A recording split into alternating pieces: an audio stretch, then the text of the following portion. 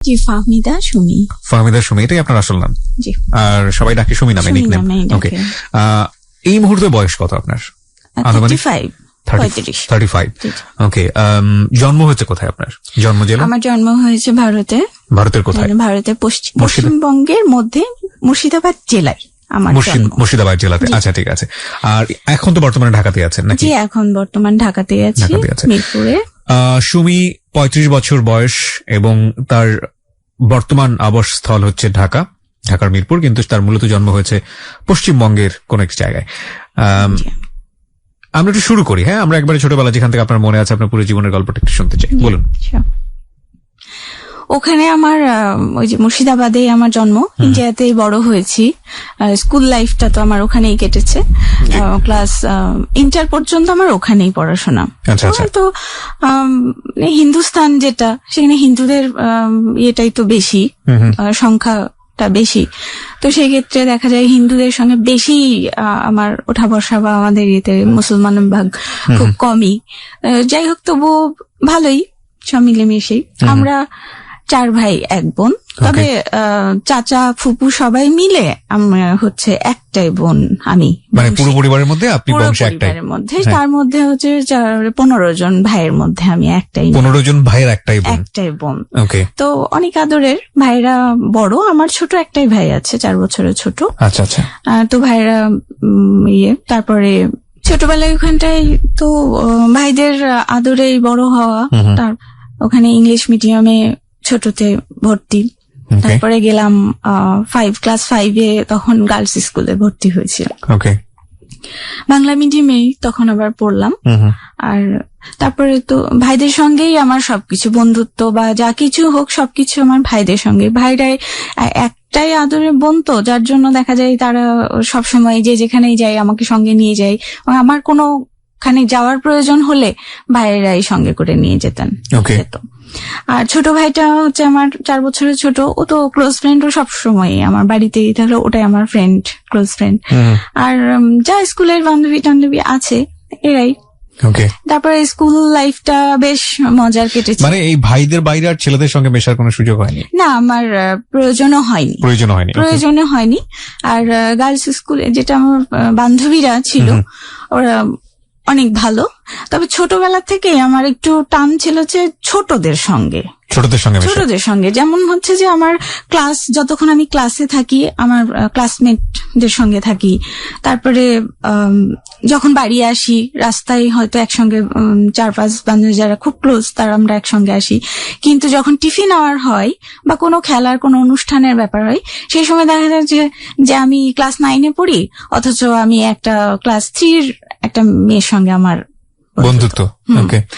এটাই আমি খুব বেশি পছন্দ করি। বাচ্চারাও আমাকে অনেক পছন্দ করতো, ছোট আমার দিদি বলতো সবাই। তো তারপরে ম্যাট্রিক পাস করা হলো। ম্যাট্রিক পাশে পরে তো ওই স্কুলটাই শুধু বান্ধবীদের সঙ্গে একা যেতাম। আচ্ছা আচ্ছা। আর ফিরতাম বাড়ি। এছাড়া বাইরে যাওয়া বলতে ভাইদের সঙ্গে। এবং এটা আমার কাছে কোনো ইয়ে ছিল না। বাবা কি করতেন?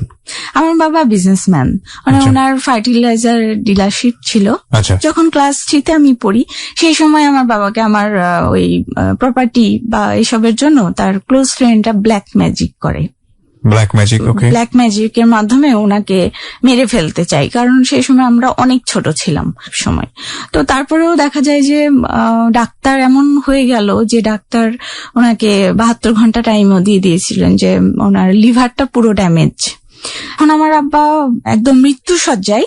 সেই সময় দেখা যাচ্ছে আমার মারা সবাই কোরআন শরীফ পড়ছে, আশেপাশে বসে ক্ষমা টমা চাচ্ছে আব্বার কাছে। এই মতো অবস্থায় ওই একজন ড্রাইভারের মেয়ের জন্য আমার আব্বা এক সময় সাহায্য করেছিলেন যৌতুকে। তো উনি ওই ঋণটা জাস্ট করার জন্য এসে আমাদেরকে জানালেন যে ওনার একটা পরিচিত জায়গা আছে যেখানটায় গেলে আমার আব্বাকে সুস্থ করা সম্ভব হবে উনি মনে করেন। তো আমার আব্বা বা আমাদের ফ্যামিলি কেউ ওইসব ওই যে ওঝা কবিরাজ এগুলো বিশ্বাস করেন না। তো কি জানি লাক বাই চান্স সবাই রাজিও হয়ে গেল এবং একটা গ্রামে গেল বেশ কয়েক কিলোমিটার দূরে একটা গ্রামে উনি নিয়ে গেল। আচ্ছা। এবং তিনি একজন মহিলা জি। কবিরাজ যারা বলেন, হ্যাঁ। তো উনি ওই দেশে উনি মুসলমানই ছিলেন। তো উনি আবার আল্লাহর কালাম দিয়ে অনেক কিছুই করলেন, পানি পড়ে দিলেন, তারপরে কিছু আল্লাহর কালাম জাফরান কালি দিয়ে লিখলেন, লিখে পানিতে ভিজিয়ে ওই রংটা দেখা যায় যে পানির মধ্যে মিক্সিং হয়ে গেলে আব্বাকে খাওয়ানো হলো, আমার মাকে দিয়ে এগুলো করানো হয়েছিল এবং ইনশাল্লাহ আব্বা সুস্থ হয়ে গেলেন। আমার আব্বার যখন এই অবস্থাটা ছিল তখন আমি ক্লাস 3-তে পড়ি, কিন্তু আজ অবধি আমার আব্বা জীবিত আছেন। এবং আপনারা নিজের চোখে দেখেছেন? হ্যাঁ, আমরা নিজের চোখের সামনেই দেখেছি, আমাদের চোখের সামনেই সবকিছু হচ্ছিল, শুধু প্রপার্টির জন্য। ব্ল্যাক ম্যাজিকটা করা হয়েছিল, এটা বুঝলেন কিভাবে? মানে কে বললো আপনাকে? ব্ল্যাক ম্যাজিকটা আসলে ওই যে ডাক্তার যখন ছেড়ে দিলেন, অনেক ট্রিটমেন্ট তো করাই হলো ওখানে, তারপরে ওতে কোনো কাজ হলো না, তারপরে এইদিকে আবার এটা দিয়ে কাজ হলো। তো যে মহিলা ট্রিটমেন্ট করলেন ওনার শরীরে আবার ওই যে জিন। আচ্ছা আচ্ছা, তো উনি বলেছিলেন যে ব্ল্যাক ম্যাজিক করা হয়েছে। Black magic. এবং প্রায় আমি যখন ক্লাস 9 অথবা 10-এ পড়ি, ঠিক এই মাঝখানে ওই একজন সাধু বাবা এসেছিলেন, ওনাকে আমার আব্বা ভালোভাবেই চিনতেন। আচ্ছা। তো উনি আমাদের বাড়িতে আসেন। তো উনি যে সময় আসেন সেই সময় উনার হাত দুটো, যেমন হাতের আঙুলগুলো কেমন যেন একদম মানে কুকড়ে যায়, মানে সোজা করতে পারে না। তো উনি এসে আমার আব্বার কাছে, আমার সামনে, তো উনি একজন সাধু ছিলেন, তো উনি আমার আব্বাকে সেই সময় ক্ষমা চাচ্ছিলেন যে উনি সাধনা করে আব্বাকে ব্ল্যাক ম্যাজিক করেছিলেন। আচ্ছা আচ্ছা, ও এই লোকটাই করেছিল ব্ল্যাক ম্যাজিক। আচ্ছা, ওনার কাছে টাকা পয়সা নিয়ে গিয়ে উনি টাকা পয়সা নিয়ে করেছেন যারা গিয়েছিলেন। তো তারপরে আব্বা তো ওই অবস্থায় সুস্থ হয়ে গেলেন এবং আমরা যথাযথ স্বাভাবিক হলাম।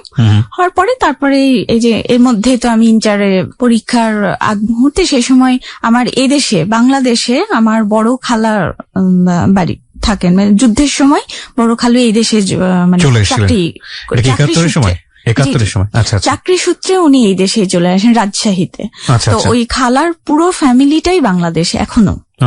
হ্যাঁ, ওনারা তো অনেক বড় বড়।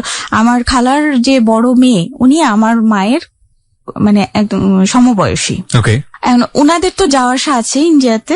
তো আমি আমার জন্য, সবাই তো টুকটাক মেয়ে থাকলে কথা বলে বিয়ের জন্য, যে বিয়ে দাও, এখানে দাও, এই ছেলে আছে, এই ছেলে। তো আমার ওই খালাতো বোনরা গিয়ে আমার আব্বা মার সঙ্গে এমনি জাস্ট ফান যে আমরা নিয়ে যাই সুমিকে বাংলাদেশে। হ্যাঁ, বাংলাদেশে নিয়ে যাই, খালু আপনি কি বিয়ে দেবেন কিনা বাংলাদেশে, ওকে আমরা আমাদের ছোট বোনকে নিয়ে যাই। তা আব্বা এবং মা দুজনেই ছিলেন। ওনারা বললেন যে দেখো সবাই মিলে ছেলে, তো ওর ভাগ্যে যেখানে আছে সেখানে তো অবশ্যই হবে, আল্লাহর ইয়েতেই, ইচ্ছাই। তবে যেখানে আমরা ছেলে সবাই দেখতে থাকুক, যেটা ভালো মতো পাবো আমরা সেখানেই দিব। তো এইটা আমার বোনটা সিরিয়াসলি নিয়েছিলেন। নেওয়ার পরে এসে উনি তখনই, এটা 99 সালের ঠিক ওই সেপ্টেম্বরের দিকের কথা আমি বলছি। তো এরপরে উনি এই দেশে বাংলাদেশের নাটোরে আমাদের রিলেটিভের মধ্যে একজন ছেলের সঙ্গে আমার বিয়ে ঠিক করেন। আচ্ছা আচ্ছা, রিলেটিভ, হয় দূর সম্পর্কের রিলেটিভ। একদম কথা ফাইনাল হয়ে যায় যে বিয়ে, আমাদের ওখানে বিয়ে হবে। তারপরে আমার আব্বা 2000 সালের ওই 2000 সালের জানুয়ারিতে আমার আব্বা বাংলাদেশে আসেন কিছুদিনের জন্য বেড়াতে, একাই। ওই সময় তখন আমার ওই বোনটা, খালাতো বোন, বলেন যে সুমির জন্য একটা বিয়ে ঠিক করেছি, তো এই ছেলে। আমার আব্বা বললেন যে ওকে ওখানটায় বিয়ে দেওয়া মানে ওকে হাতে ধরে মেরে ফেলা হবে, কারণ ওইটা একটা গৃহস্থ ফ্যামিলি। আপনার বাবাই কথা বললেন? হ্যাঁ হ্যাঁ, আমার বোনকে যে ওখানে তো দিলে, কারণ ও যে আদরে মানুষ হয়েছে, ও একটু রান্নাও করতে জানে না, মানে এমন যে। তো ওই গৃহস্থ ফ্যামিলির মধ্যে, এবং জয়েন্ট, তারা 8-9 জন ভাই বোন, মানে জায়গা থেকে একজন পিতা হিসেবে উনি ভেবেছেন যে আমাকে কষ্ট দেওয়া হবে। উনি বললেন না, এটা হবে না, তুমি অন্য জায়গায় দেখো।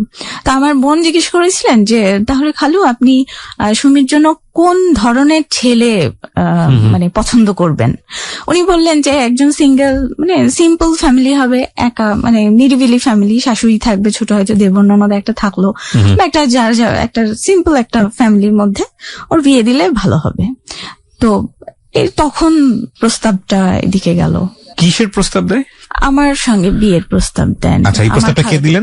আমার খালাতো বোন। আচ্ছা, মানে আপনার বাবা যেরকম চাইতো যে ওই ভদ্রলোকটা সেটা ম্যাচ করে।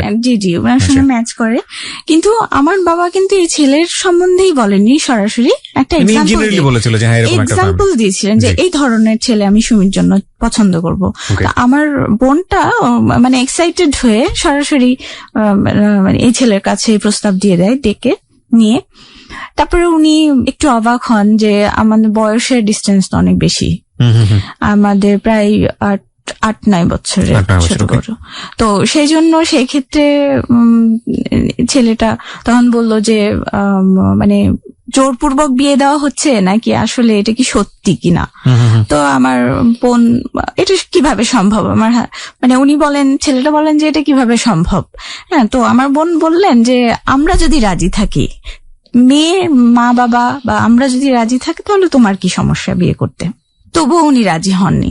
উনি ছেলেটা রাজি ছিল ফ্যামিলিতে। ছেলেটার হচ্ছে ওরা 7 ভাই বোন। বাবা ছিলেন না? না, বাবা অনেক ছোটবেলায় মারা গেছেন, 2-3 বছর যখন তার বয়স ছিল সেই সময় মারা গেছেন। আর ছেলের মা মারা গেছেন 91 সালে। ছেলের মাও নেই, বাবাও নেই, ছেলে একা একাই। কি করেন ছেলে ওই সময়? বিজনেস করেন। আচ্ছা, ওকে। ওনার কাপড়ের ব্যবসা ছিল, সে কারণেই উনি আসলে এই বিষয়গুলো উনি নিজে থেকেই জানতে চাইছেন। ওকে। এখন তারপরে উনি বলেন যে না, আমি এইভাবে এখনই ফাইনাল ডিসিশন নেব না, আমি তাহলে আগে মেয়ের সঙ্গে কথা বলতে যাব ইন্ডিয়াতে। আচ্ছা, আমরা তো তখন ইন্ডিয়াতে ছিলাম। তারপরে উনি যান কথা বলার জন্য আমাদের বাড়িতে। কথা বলতে গেলে তখন আমাদের প্রথমেই তো বাবা মায়ের সঙ্গে কথা বলে। ছেলের নাম কি ছিল? ছেলের নাম মোহাম্মদ রবিউল ইসলাম। রবিউল ইসলাম গেল আপনাদের ওখানে কথা বলার জন্য গেল, এবং সে আমার খালার ছোট ভাইয়ের ফ্রেন্ড, ক্লোজ ফ্রেন্ড। তো এখন উনি গেল, কিন্তু উনি ছোটবেলায় আমি তাকে চিনতাম, যেহেতু 1-2 বার দেখা হয়েছিল এবং সেটা ভাই হিসেবে দেখা হয়েছিল। আমাদের বয়স অনেক ডিস্টেন্স, কিন্তু কেউ কাউকে ওই রকম সেন্সে আমাদের ছিল না, যে মানে লাভ সেন্স না, ভাই বোনের সেন্স। উনি আমাকে আপু বলেই সম্বোধন করেছিল আগে ছোটবেলায়। তারপরে তার দেখা হয়নি, কিন্তু তারপরে এখন উনি যাওয়ার পরে আমার বাবা মায়ের সঙ্গে কথা বলার পরে আমার বাবা মায়ের সঙ্গে পারমিশন নিয়ে আমার সঙ্গে কথা বলে একা। আমাকে বললেন যে আমি মানে এসেছি এর জন্য, যে আমার কাছে বিয়ের প্রস্তাব গেছে, তা আমি এই জন্য আমি এসেছি কথা বলার জন্য। এখন তুমি কি রাজি আছো কিনা বিয়ের জন্য, হ্যাঁ, বা তোমার সম্মতিতেই কি এই প্রস্তাবটা গেল কিনা, কারণ আমি তো কখনোই ওই দৃষ্টিতে তোমাকে দেখিনি।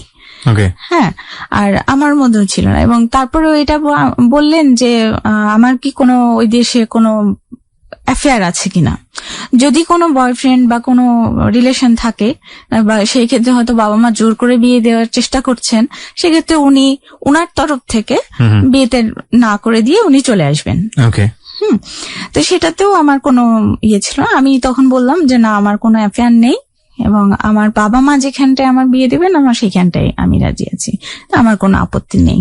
উনি সেখানটায় আমাকে 2টো কথা বলেছিলেন, যেটা আমার খুব ভালো লেগেছিল, যে উনি আমাকে অনেক বেশি যে কোটিপতি বা অনেক বেশি টাকা পয়সা দিয়ে সুখে রাখবেন, এটা উনি করবেন না। উনি জাস্ট একটা মিডল ক্লাস ফ্যামিলির ছেলে, এবং উনি জাস্ট ডাল ভাত খাইয়ে আমাকে সুখে রাখতে পারবেন ইনশাল্লাহ, এটুকু কথা দিয়েছিলেন। আচ্ছা, এই কথাটা আমার অনেক ভালো লেগেছিল।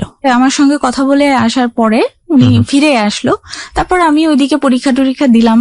দেওয়ার পরে এর মধ্যেই আমার এই দেশে যে বড় খালার বড় মেয়ে, উনি আমার বড় বোন, খালাতো বড় বোন, উনি আমার গার্জেন হিসেবে মানে ছেলের বড় বোনের সঙ্গে কথা বলছিল বিয়ের ব্যাপারে, সমস্ত ব্যাপারে ওনারা কথাবার্তা বলছিল। কারণ সেই সময় আমাদের সঙ্গে ওইখানে সরাসরি ইন্ডিয়া আর বাংলাদেশের যোগাযোগটা খুব দুর্বল ছিল। তো আমরা সেক্ষেত্রে আমার আব্বা মার সঙ্গে সব কথা হতো না, কম হতো। কোনো মেসেজ গেল এখান থেকে, টেলিফোনে যোগাযোগ করতো অনেকদিন, 2 দিন 3 দিন পরে আমরা জানতে পারলাম মেসেজ বা কোনো লেটার পাঠানো হলো, তখন আমরা জানতে পারলাম যে মা বাবা জানতে পারলো যে এদেশে কি হচ্ছে আমার বিয়ের ব্যাপারে। তো তারপরে আমার আব্বা মায়ের ছেলে পছন্দ হয়েছিল। তো সেই ক্ষেত্রে আর অতটা আপত্তি ছিল না যে একটাই মেয়ে, তারপরেও বাংলাদেশে দিয়ে দিব, হ্যাঁ এত দূরে, এই ইয়েটা তাদের পরে ছেলের বোন আর আমার বোন, আমার খালাতো বোন, ওনারা আমাদের ঘটক হিসেবে কথাবার্তা বললেন, এবং ডেট ফিক্সড করলেন। আমাদের মে মাসে 26 তারিখ ডেট হলো বিয়ের, 2000 সালের। তারপরে আমি বাংলাদেশে আসি 18 তারিখ। মানে বিয়েটা কি বাংলাদেশই হবে? জি, বিয়েটা বাংলাদেশই হবে, কারণ ইন্ডিয়াতে এখান থেকে গিয়ে বিয়ে করে নিয়ে আসাটা সম্ভব নয়। আচ্ছা, সবাই মিলে। আর তো এই কারণে আমাকেই আগে নিয়ে আসা হলো, আর আমার বাবা মা ভাই সবাই এলেন। আসার পরে এই দেশে আমার বড় খালার বড় মেয়ের বাড়ির থেকে আমার বিয়ে হলো। বড় খালার বাড়ি রাজশাহীতে, এবং আমার যে মানে হবু বর উনিও রাজশাহী, কাছাকাছি। তো ছেলে পক্ষের ইচ্ছা ছিল যে একটু দূরে, যাতে বর সেজে যেতে পারে একদম এই বাড়ি ওই বাড়ি। এই জন্য আমার খালাতো বড় বোনের বাড়ি পুঠিয়া, ওখান থেকে আমাদের বিয়ে হবে, এটা ঠিক করা হলো, ডিসিশনটা হলো। তারপরে তো ওই 26 মানে গায়ে হলুদ, আগের দিন গায়ে হলুদ হলো। আর এই জিনিসটা আমাদের আবার খুব সিম্পল হয়েছিল। গায়ে হলুদটা যে এখন যেভাবে ঘটা করে হয়, ছেলের বাড়ি থেকে মেয়ের বাড়ি যায়, মেয়ের বাড়ি থেকে ছেলের বাড়ি আসে, এই জিনিসগুলো হয়নি। নিজেদের মধ্যেই হয়েছিল। ছেলের বাড়িটা ছেলেরা করেছে, আমরা মেয়েদের বাড়িতে মেয়েরা গায়ে হলুদ হয়েছে। আর তারপরের দিন বিয়ে, শুক্রবার ছিল সেদিন। তো ছেলেরা যাই পুঠিয়া, ওরা বর্ষে যে বিয়ে করতে যাই। যাওয়ার পরে তো আমি ওই সময় আমি বারান্দায় দাঁড়িয়েছিলাম, দোতলার উপরে আমার বোনের বাড়িতে বারান্দায় দাঁড়িয়েছিলাম। আমি নিজে দেখলাম যে বরের গাড়ি ঢুকছে গেটে, মেন গেটে। তো তারপরে এটা বেশ মজা লাগলো যে একটা বিয়ে বর আসছে। তারপরে আমাকে ঘরে ঢুকিয়ে নেওয়া হয়, আর দেখতে দেওয়া হয়নি। আর তারপরেই তো বর বিয়ে হয়ে গেল আপনাদের। ইনফ্যাক্ট ওকে, হ্যাঁ, তারপরে বিয়েটা হলো। এর আগে তো আপনার সঙ্গে তার তেমন একটা কথাবার্তাও হয়নি না, ওই যে গেছিল, ওই একবার শুধু এতটুকুই কথা, গিয়েছিল, গিয়ে দেখা করেছে, এবং আপনি তার সম্পর্কে কিছু তেমন একটা জানেনও না? না, আমি নিজে ওই ছোটবেলায় একবার যেটা দেখেছিলাম ভাই হিসেবে, এইটাই দেখেছি, এবং এতটুকুই জানি ওনার সম্পর্কে। আর বিয়ের আগে যে আমার সঙ্গে কথা বলার জন্য উনি গিয়েছিলেন, সেই সময় বেশ 4-5 দিন মতন ছিলেন উনি। সে সময় আমরা সবাই মিলেই ছিলাম, আমার ভাইরাও সঙ্গে ছিল, এবং সেই সময় যা কথাবার্তা হয়েছে ওনার সঙ্গে, পার্সোনালি আমাদের তেমন কিছু কথা হয়নি। বা বিয়ের আগে বিয়ে হলো, বিয়ে হয়ে আমার নিয়ে আসা হলো শ্বশুরবাড়ি। তো শ্বশুরবাড়িতে নিয়ে আসার পরে তো বরণ করে ঘরে নেওয়া হলো, তারপর বসিয়ে মালা বদল হলো, তারপরে মিষ্টি খাওয়ানো, ইন্ডিয়ার মেয়ে বাংলাদেশে। জি, হ্যাঁ, দিয়ে হওয়ার পরে তারপরে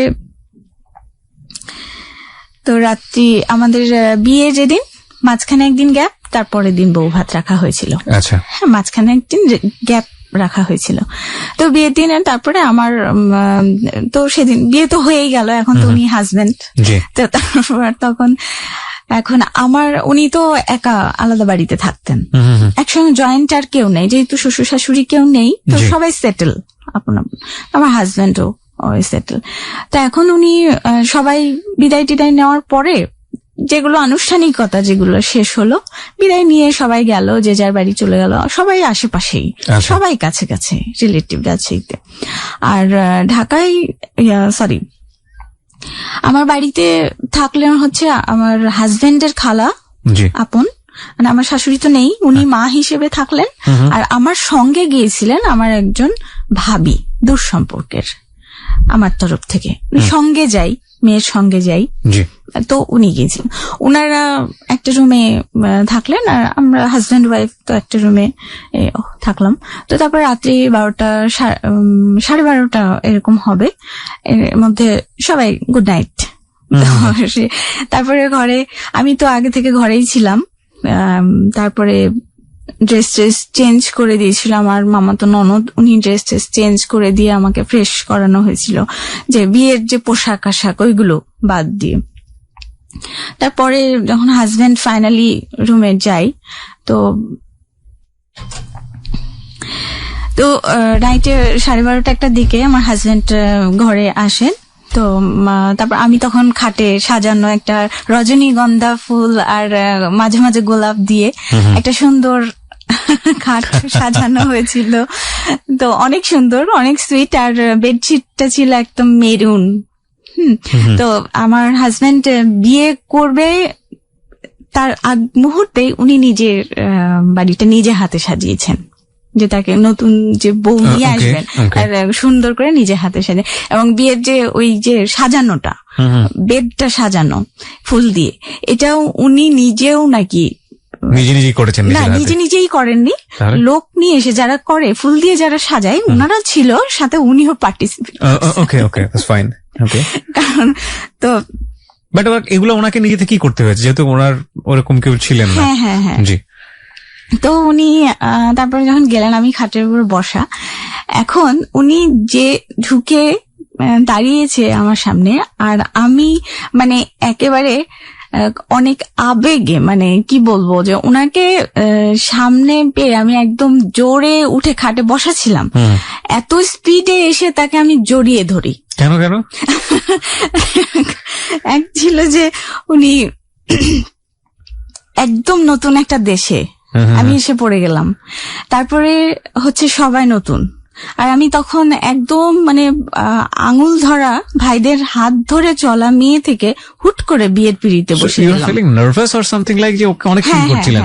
এটা জাস্ট আমার সেই মানে আমি স্বস্তি পাচ্ছিলাম। আমি যতটুকু বুঝতে পারছিলাম যে ব্যাপারটা এরকম হয় না যে অনেক সময় পাশাপাশি দুজন হাঁটছে, হঠাৎ করে একটা বজ্রপাত হলো, ধাম করে মেয়েটা ছেলেটাকে জড়িয়ে ধরলো, মানে লাইক আপনার এনভায়রনমেন্টে এরকম ছিল যে হঠাৎ করে সবকিছু হয়ে যাচ্ছে, কিছু বুঝতে পারছেন না, এবং ভিতরে ভিতরে একটু ইনসিকিউর ফিল করা, একটু নার্ভাস থাকা, এবং সামহাও কেউ একজন থাকলে তাকে তার হাতটা ধরা আর কি। আর এই যে শ্বশুরবাড়ির দিকে আমার মানে বাংলাদেশে উনি একমাত্র আমার পরিচিত ছিল, এবং উনি আমি কমফোর্টেবল ওনার কাছে। ওকে ওকে। কারণ এই যে বলেছিলাম, আগেই বলেছিলাম যে ছোটতে একবার একটু দেখা হয়েছিল। না, একবার না, ছোটতে, অনেক ছোটতে, তখন আমি ক্লাস 5-এ পড়ি, এই সময় ওনার সঙ্গে দেখা হয়েছে, কিন্তু উনি আমাকে বোন হিসেবে কিন্তু ট্রিট করেছেন। ভদ্রলোকের নামটা কি? রবি। ইভেন উনি আমাকে ওনার যে পায়ের উপরে, এক পায়ের উপরে দেখা যাচ্ছে বসিয়ে আদর করেছে মুখে, আপু আপু সম্বোধন করে, হ্যাঁ আপু কেমন আছো, আপু এসো, এটাই। হ্যাঁ, তো সেই যে একটা বড় ভাই, আর আমাদের তো বয়সের বেশ একটা গ্যাপ আছে, 8-10 বছরের, সেক্ষেত্রে একটা ইয়ে।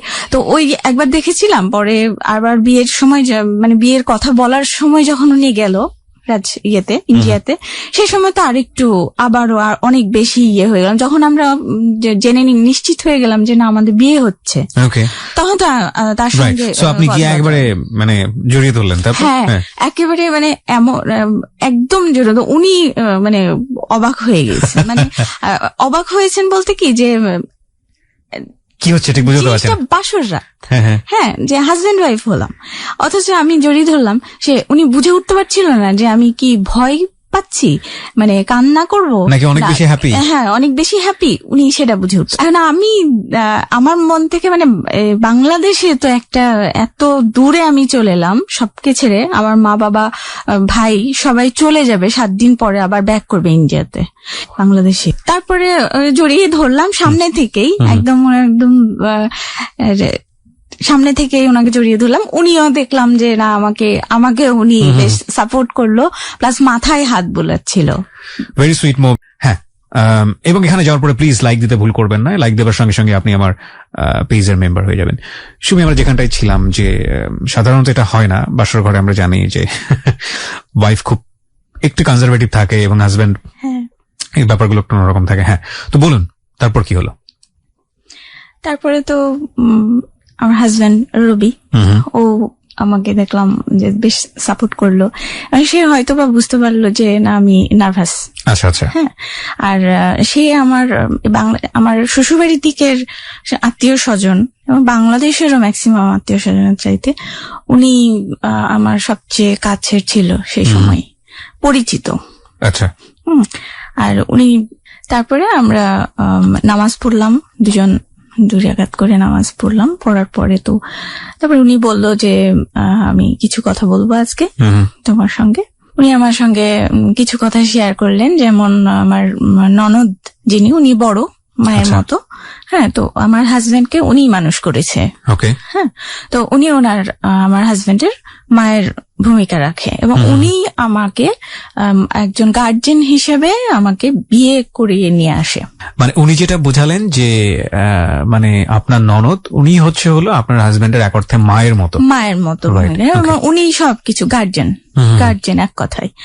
আর তো ওনার কথা বললো, আর ওনার একমাত্রই সন্তান ছেলে, ওনার কথা বললো যে ওরা দুজন রবির খুব কাছের মানুষ এবং তারা গার্জিয়ান, বা ছেলেটা আদরের খুব ছোট, তো তাদেরকে আমিও যেন ওই ভাবেই নিই, গ্রহণ করি। আর ওদের কোনো কষ্ট হলে পরে রবিও খুব কষ্ট পাই, এটা বললো। তারপরে আমাকে বললো যে বন্ধু হিসেবে নেওয়ার জন্য সবসময় তাই আমি যেন সবসময় তাকে বেস্ট ফ্রেন্ড হিসেবেই রাখি, আর কোনো কিছু ভেতরে থাকবে না আমাদের মধ্যে। তো সেই সবগুলো মিলিয়েই কিছু কিছু কথা উনি বললেন আমাকে সেই দিন রাত্রে। তো সেটা আস্তে আস্তে আমিও একটু, আপনার জায়গা থেকে কিছু বলার ছিল তাকে? আমার তরফ থেকে আমি কিছুই বলিনি। মানে আজকে যা বলার তুমি বলো না, সারা জীবন তো আমি বলবো, তুমি শুনবা। This is really funny and interesting thing is, এটা নিয়ে অনেক জোকও হয় যে এক রাতেই শুধুমাত্র ছেলেরা বলে এবং এরপরে সারা জীবনের জন্য তাদের মুখ চুপ হয়ে যায়, বাকি সারাটা জীবন শুধু মেয়েরা বলে। ওকে, হ্যাঁ বলুন। না, সেই দিন আসলে বলার মতন আমার কোনো ছিল না, মানে যাই হোক। তারপরে সেদিন রাত্রে তো এই কথা বলতে বলতেই আমরা এক পর্যায়ে ঘুমিয়ে পড়ি। ভোরবেলায় উঠতে হয়েছে। পরের দিন আমাদের বিয়ের গ্যাপ ছিল, বউ ভাতটা একদিন পরে হয়েছে। তো সেই গ্যাপের দিনে আমাকে আমার ননদের বাড়িতে নিয়ে যাওয়া হয়। সকালবেলায় উঠে ফ্রেশ ট্রেশ হয়ে আমার ননদের বাড়িতে নিয়ে যাওয়া হয় পরিচিত করার জন্য সবার সঙ্গে, কারণ ওইটাই আমাদের গার্জেন, আমার ননদই এই মুহূর্তে। তো গেলাম, গিয়ে ওইখানটাই সময় কাটালাম, সারাটা দিনই প্রায় ওখানটায় সময় কাটানোর পরে সবার সঙ্গে মিট করলাম এবং আমাদের যত গেস্ট ছিল শ্বশুরবাড়ির দিকের, ঢাকার থেকে বা আশপাশ থেকে যারা সবাই গিয়েছিল, সবাই আমার ননদের বাড়িতেই ছিল এবং ননদের বাড়িতেই সবাই থাকতে পছন্দ করে। তো ওখানেই সবার সঙ্গে ভালোভাবেই পরিচয় হলো। আমি তো এমনিতেই চুপচাপ খুব বেশি, আর নতুন জায়গা, আরো বেশি কথা বলতে পারছি না। তো ওদের তরফ থেকে যে নিজেদের মধ্যে যে কথোপকথন তাদের মধ্যে বা তাদের চলাফেরা, তাদের সবকিছু মিলে মোটামুটি আমি আস্তে আস্তে যেন হ্যাঁ, আমি আস্তে আস্তে যেটা আমার আগে নার্ভাস হচ্ছিল সেই জিনিসটা আস্তে আস্তে কমতে শুরু করলো। দ্বিতীয় দিনটা শেষ হয়ে গেল, আবার ফিরে এলাম বাড়িতে। ফিরে আসার পরে আবার রেস্ট। তারপরের দিন আমাদের বউ ভাতের দিন। তো সকালবেলায় উঠে আমার মামাতো ননদ, ওনার দায়িত্বে ছিল আমাকে রেডি করে কমিউনিটি সেন্টারে নিয়ে যাওয়ার জন্য। তো আমি ওই সকালবেলায় উঠে ফ্রেশ হয়ে আমার ননদ নিয়ে গেল পার্লারে। আর আমার হাজবেন্ড, উনি তো নিজের যেহেতু একা, সেজন্য ওনার সমস্ত কিছু অ্যারেঞ্জমেন্ট ওনাকেই দেখতে হচ্ছিল, তো অনেক ব্যস্ত ছিল। তো ওই দিন প্রথম বউ ভাতে গিয়ে বসলাম। বসার পর ওখানে তো বউ সেজে বসা, সবাই আসছে দেখতে এক এক করে। তো দুটো আমার ওইখানকার একটা সুন্দর কথা আমার খুব প্রিয়, সেটা হচ্ছে দুজন বাচ্চা ওই 6-7 বছরের, দুজনের 1 বছরের গ্যাপে, 2 ভাই বোনরা গেস্টের মধ্যে। তো ওরা দুজন এসে আমাকে দেখার পরে বললো যে ওয়াও, একটা পুতুল। এই বাচ্চা মেয়েরা, ছেলে মেয়ে বলেছে, এই জিনিসটা আমার খুব টাচ করেছিল। তারপরে আবার তো বাড়ি ফিরে গেলাম, সংসার জীবনটা শুরু হলো। সংসার জীবনে এবার সেই দিন রাত্রেবেলা আমরা গেলাম ননদের বাড়িতে। ননদের বাড়ি থেকে ফিরে রাত্রে বাড়ি। তার পরের দিন থেকে আমাদের প্রথম স্টার্ট হলো সংসার জীবন। ওকে, একই বাড়িতে শুধুমাত্র আপনি এবং আপনার হাজবেন্ড? আমি, আমার হাজবেন্ড, আর সেই দিন আর কেউ নেই আমাদের বাড়িতে। মানে এটাই রিয়েল লাইফ ইনফ্যাক্ট। ওকে, পরদিন সকালবেলা ও একটু বেরোতে হবে তাকে, তো সেখানে নাস্তা বানিয়ে আমি রেডি করে দিই। খেতে বসে সবার আগে মানে প্রথম যে খাবার ওটা আমাকে খাইয়ে দেয়। আচ্ছা, সুইট মোমেন্ট। মানে নিজে খায় না আগে, সে নিজে আগে আমাকে খাইয়ে দেয়, তারপর সে নিজে। কত বছর হলো বিয়ে হয়েছে আপনাদের? 15 বছর। 15 বছর। ওই দিনের কথা সব মনে আছে? 2000 প্রথম খাবারটা আপনাকে খাইয়ে দিয়েছিল সেটা মনে আছে? আমাকেই খাইয়ে দিয়েছিল। এবং আসলে মেয়েরা কোন জিনিসগুলো লক্ষ্য করে, ভেরি ইন্টারেস্টিং। ওকে, মানে আমাকে মুগ্ধ করছিল এটাতে যে সে নিজের প্রথম যে দানাটা সেটা নিজে না খেয়ে আমাকে খাইয়ে তারপর সে নিজে খাবে। এই জিনিসটা আমার কাছে অনেক মুগ্ধ করেছিল। তো বিজনেস করতো, রাইট? হ্যাঁ, বিজনেস করতেন। ওকে। তো এভাবে নিত্যদিনের যে জীবনটা শুরু হলো আমাদের, এর মধ্যে ছোটখাটো এই ঘরের মধ্যে থাকলে সে আমাকে ফিল করছে, এটা বোঝা যায়। সে রোমান্টিক গান শুনতে অনেক পছন্দ করতো। ওর যেটা পছন্দ আমারও সেটা পছন্দ। হ্যাঁ, একটা গান সে শুনছে, সেটা আমারও অনেক প্রিয়। সে ইন্ডিয়ান হিন্দি, বাংলা, হ্যাঁ, ইংলিশ মাঝে মধ্যে শোনে, কিন্তু এই গানগুলো সে শোনে রোমান্টিক সবই। আর একটা গান মাঝে মধ্যে আস্তে আস্তে সেও ফ্রি হচ্ছিল, আস্তে আস্তে একটা গান গুনগুন করে আমার আশেপাশে, যে ওই যে আছে না একটা গান, কি যেন কথাটা, মিষ্টি একটা গন্ধ রয়েছে ঘরটা জুড়ে। ওকে ওকে, হ্যাঁ, এই গানটা সে আমার আশপাশে গুনগুন করে। হ্যাঁ, এইভাবে একটু চলতে ফিরতে হয়তো একটু গালটা টিপে দেয় একটু। তো আর বাড়িতে ফিরে এলে, বাইরে থেকে যখন ফিরে আসে সে তখন এসে প্রথমে তো আগেই খোঁজ নেয় যে কি খবর, কেমন আছো, বেশ আদরের স্বরে। আর তারপরে ঘরে বসে আমি একটু দূরে থাকি, কিন্তু সে দেখা আমাকে ডাকে, কাছে এসে বসো। হ্যাঁ, আর শুলে সবসময় আমাকে সে তার বাহুতেই মাথাটা রেখে নেয়। একটা জিনিস বুঝতে পারছিলাম, যেটা যে আপনাদের মধ্যে একটা চমৎকার রকমের আন্ডারস্ট্যান্ডিং তৈরি হচ্ছে, একটা ভালো সম্পর্ক তৈরি হচ্ছে, যেটা আমরা সাধারণত দেখি যে বিয়ের আগে একটা প্রেম থাকে, কিন্তু সেটা বিয়ের পরবর্তীতে আপনাদের মধ্যে গ্রো করছে, which is really good. জিনিসটা সব ক্ষেত্রেই কিন্তু একটা আদর ভাবটা কিন্তু এখনো বেশি। That's good. হ্যাঁ, আদর ভাবটা তার তরফ থেকে। আর আমিও সবকিছু ব্যাপারে তার ছোট ছোট মোমেন্টস গুলোতেই আমি মুগ্ধ হয়ে যাচ্ছি। বাহ। এই করতে করতে প্রায় আমাদের 2 মাস মতো গেল। তারপর হঠাৎ করেই আমার মেজো ভাই মারা যায়। তো আমি মেজো ভাই মারা যাওয়ার 4-5 দিন পরে নিউজটা পাই। টেলিফোনে যোগাযোগ হতো, তো টেলিফোনে যোগাযোগের জন্য মানে সময় মতো নিউজটা পাইনি। বলা হচ্ছিল যে তোমার ভাই খুব অসুস্থ, মেজো ভাই হসপিটালে ভর্তি। আমার ভাইটার অ্যাজমা ছিল ছোটবেলা থেকে, অনেক শিশুকাল থেকে, এবং এটা প্রকোপ আকারে হতো। আচ্ছা। ওই টপিকটা নিয়েই আমাকে কথাটা বলা হয়েছিল যে তোমার ভাইয়ের এরকম অ্যাজমা হয়েছে, ও এত সিরিয়াস যে তাকে হসপিটালে ভর্তি করা হয়েছে, তুমি দোয়া করো, হয়তোবা সে ফিরবে কি ফিরবে না। এইভাবে আমাকে টাচ দেওয়া হয়েছে ধীরে ধীরে। তারপরে আমি এক সময় কেন জানি না, কিন্তু মন থেকে আমি ফিল করছিলাম যে আমার ভাইটা হয়তো মারা গেছে, আর বলছে না। কিন্তু কেন আমার অনুভূতিটা হয়েছিল আমি নিজেও জানি না। তো আমার ভাগনা ও মোটরসাইকেলে করে, আমার মন খারাপের জন্য মোটরসাইকেলে করে একটু রাজশাহী ইউনিভার্সিটির দিকে ঘোরাতে নিয়ে যাই। আচ্ছা। তো ওকে আমি বলছিলাম যে জানো তো আমার ভাই হয়তো মারা গেছে, আমার মনে হচ্ছে, কিন্তু সবাই বলছে অসুস্থ, আমার মনে হচ্ছে মারা গেছে। আচ্ছা। তো তারপরে ও কিছু বলল না, বাড়িতে এসে জানিয়েছে যে মামি তো জেনে ফেলেছে, বুঝতে পেরেছে। তখন সবাই মিলে বসে আমাকে বলা হলো যে হ্যাঁ তোমার ভাই মারা গেছে, কিন্তু আমরা বলিনি কারণ তুমি তো কাঁদতে পারো না, কোথাও শকের মধ্যে চলে যাও, কারণ ওটা খুবই আমার অনেক বেশি প্রিয় ভাই ছিল। আচ্ছা।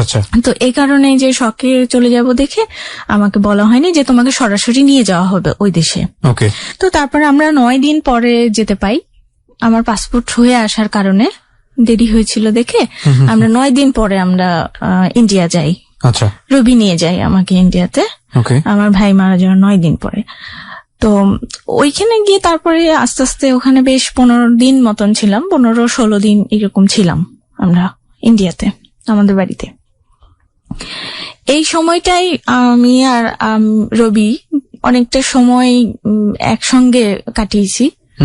তো ওই সময়টা তো বেশ রিল্যাক্সেও ছিল, দুজন তো এইখানটাই আমার হাজবেন্ড আমাকে বোঝাচ্ছিল একদিন বসিয়ে, বোঝালো যে দেখো তুমি হয়তো আমার সঙ্গে অনেকটা মানে লজ্জা পাও বা নিজেকে হয়তো গুটিয়ে রেখেছো, সবকিছু মিলেই তোমার মধ্যে একটা জড়তা, বা তুমি আমাকে খুলেও কিছু বলো না, হয়তো দুঃখ পেলেও সেটা চেপে রাখো, আর কোনো ভালো কথা হয়তো বলো না, কিন্তু এরকম হলে পরে তো আর জীবন চলবে না। এখন আমরা তো বিয়ের বন্ধনে আবদ্ধ, তা এখন আমাদেরকে দুজনকেই খোলামেলা হতে হবে, দুজনকে শেয়ার করতে হবে কথাবার্তা।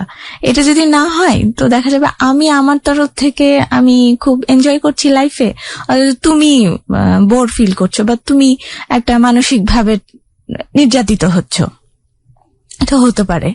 কিন্তু সেটা তোমাকে একটু খোলামেলা হতে হবে। তোমার কোনো কষ্ট হলে সেটা আমাকে বলো, বা তোমার যদি কোনো চাওয়া পাওয়া থাকে সেটাও আমাকে বলো। এবার সে অনেক বুঝিয়েছিল, তো সেটা বেশ ভালো লেগেছে।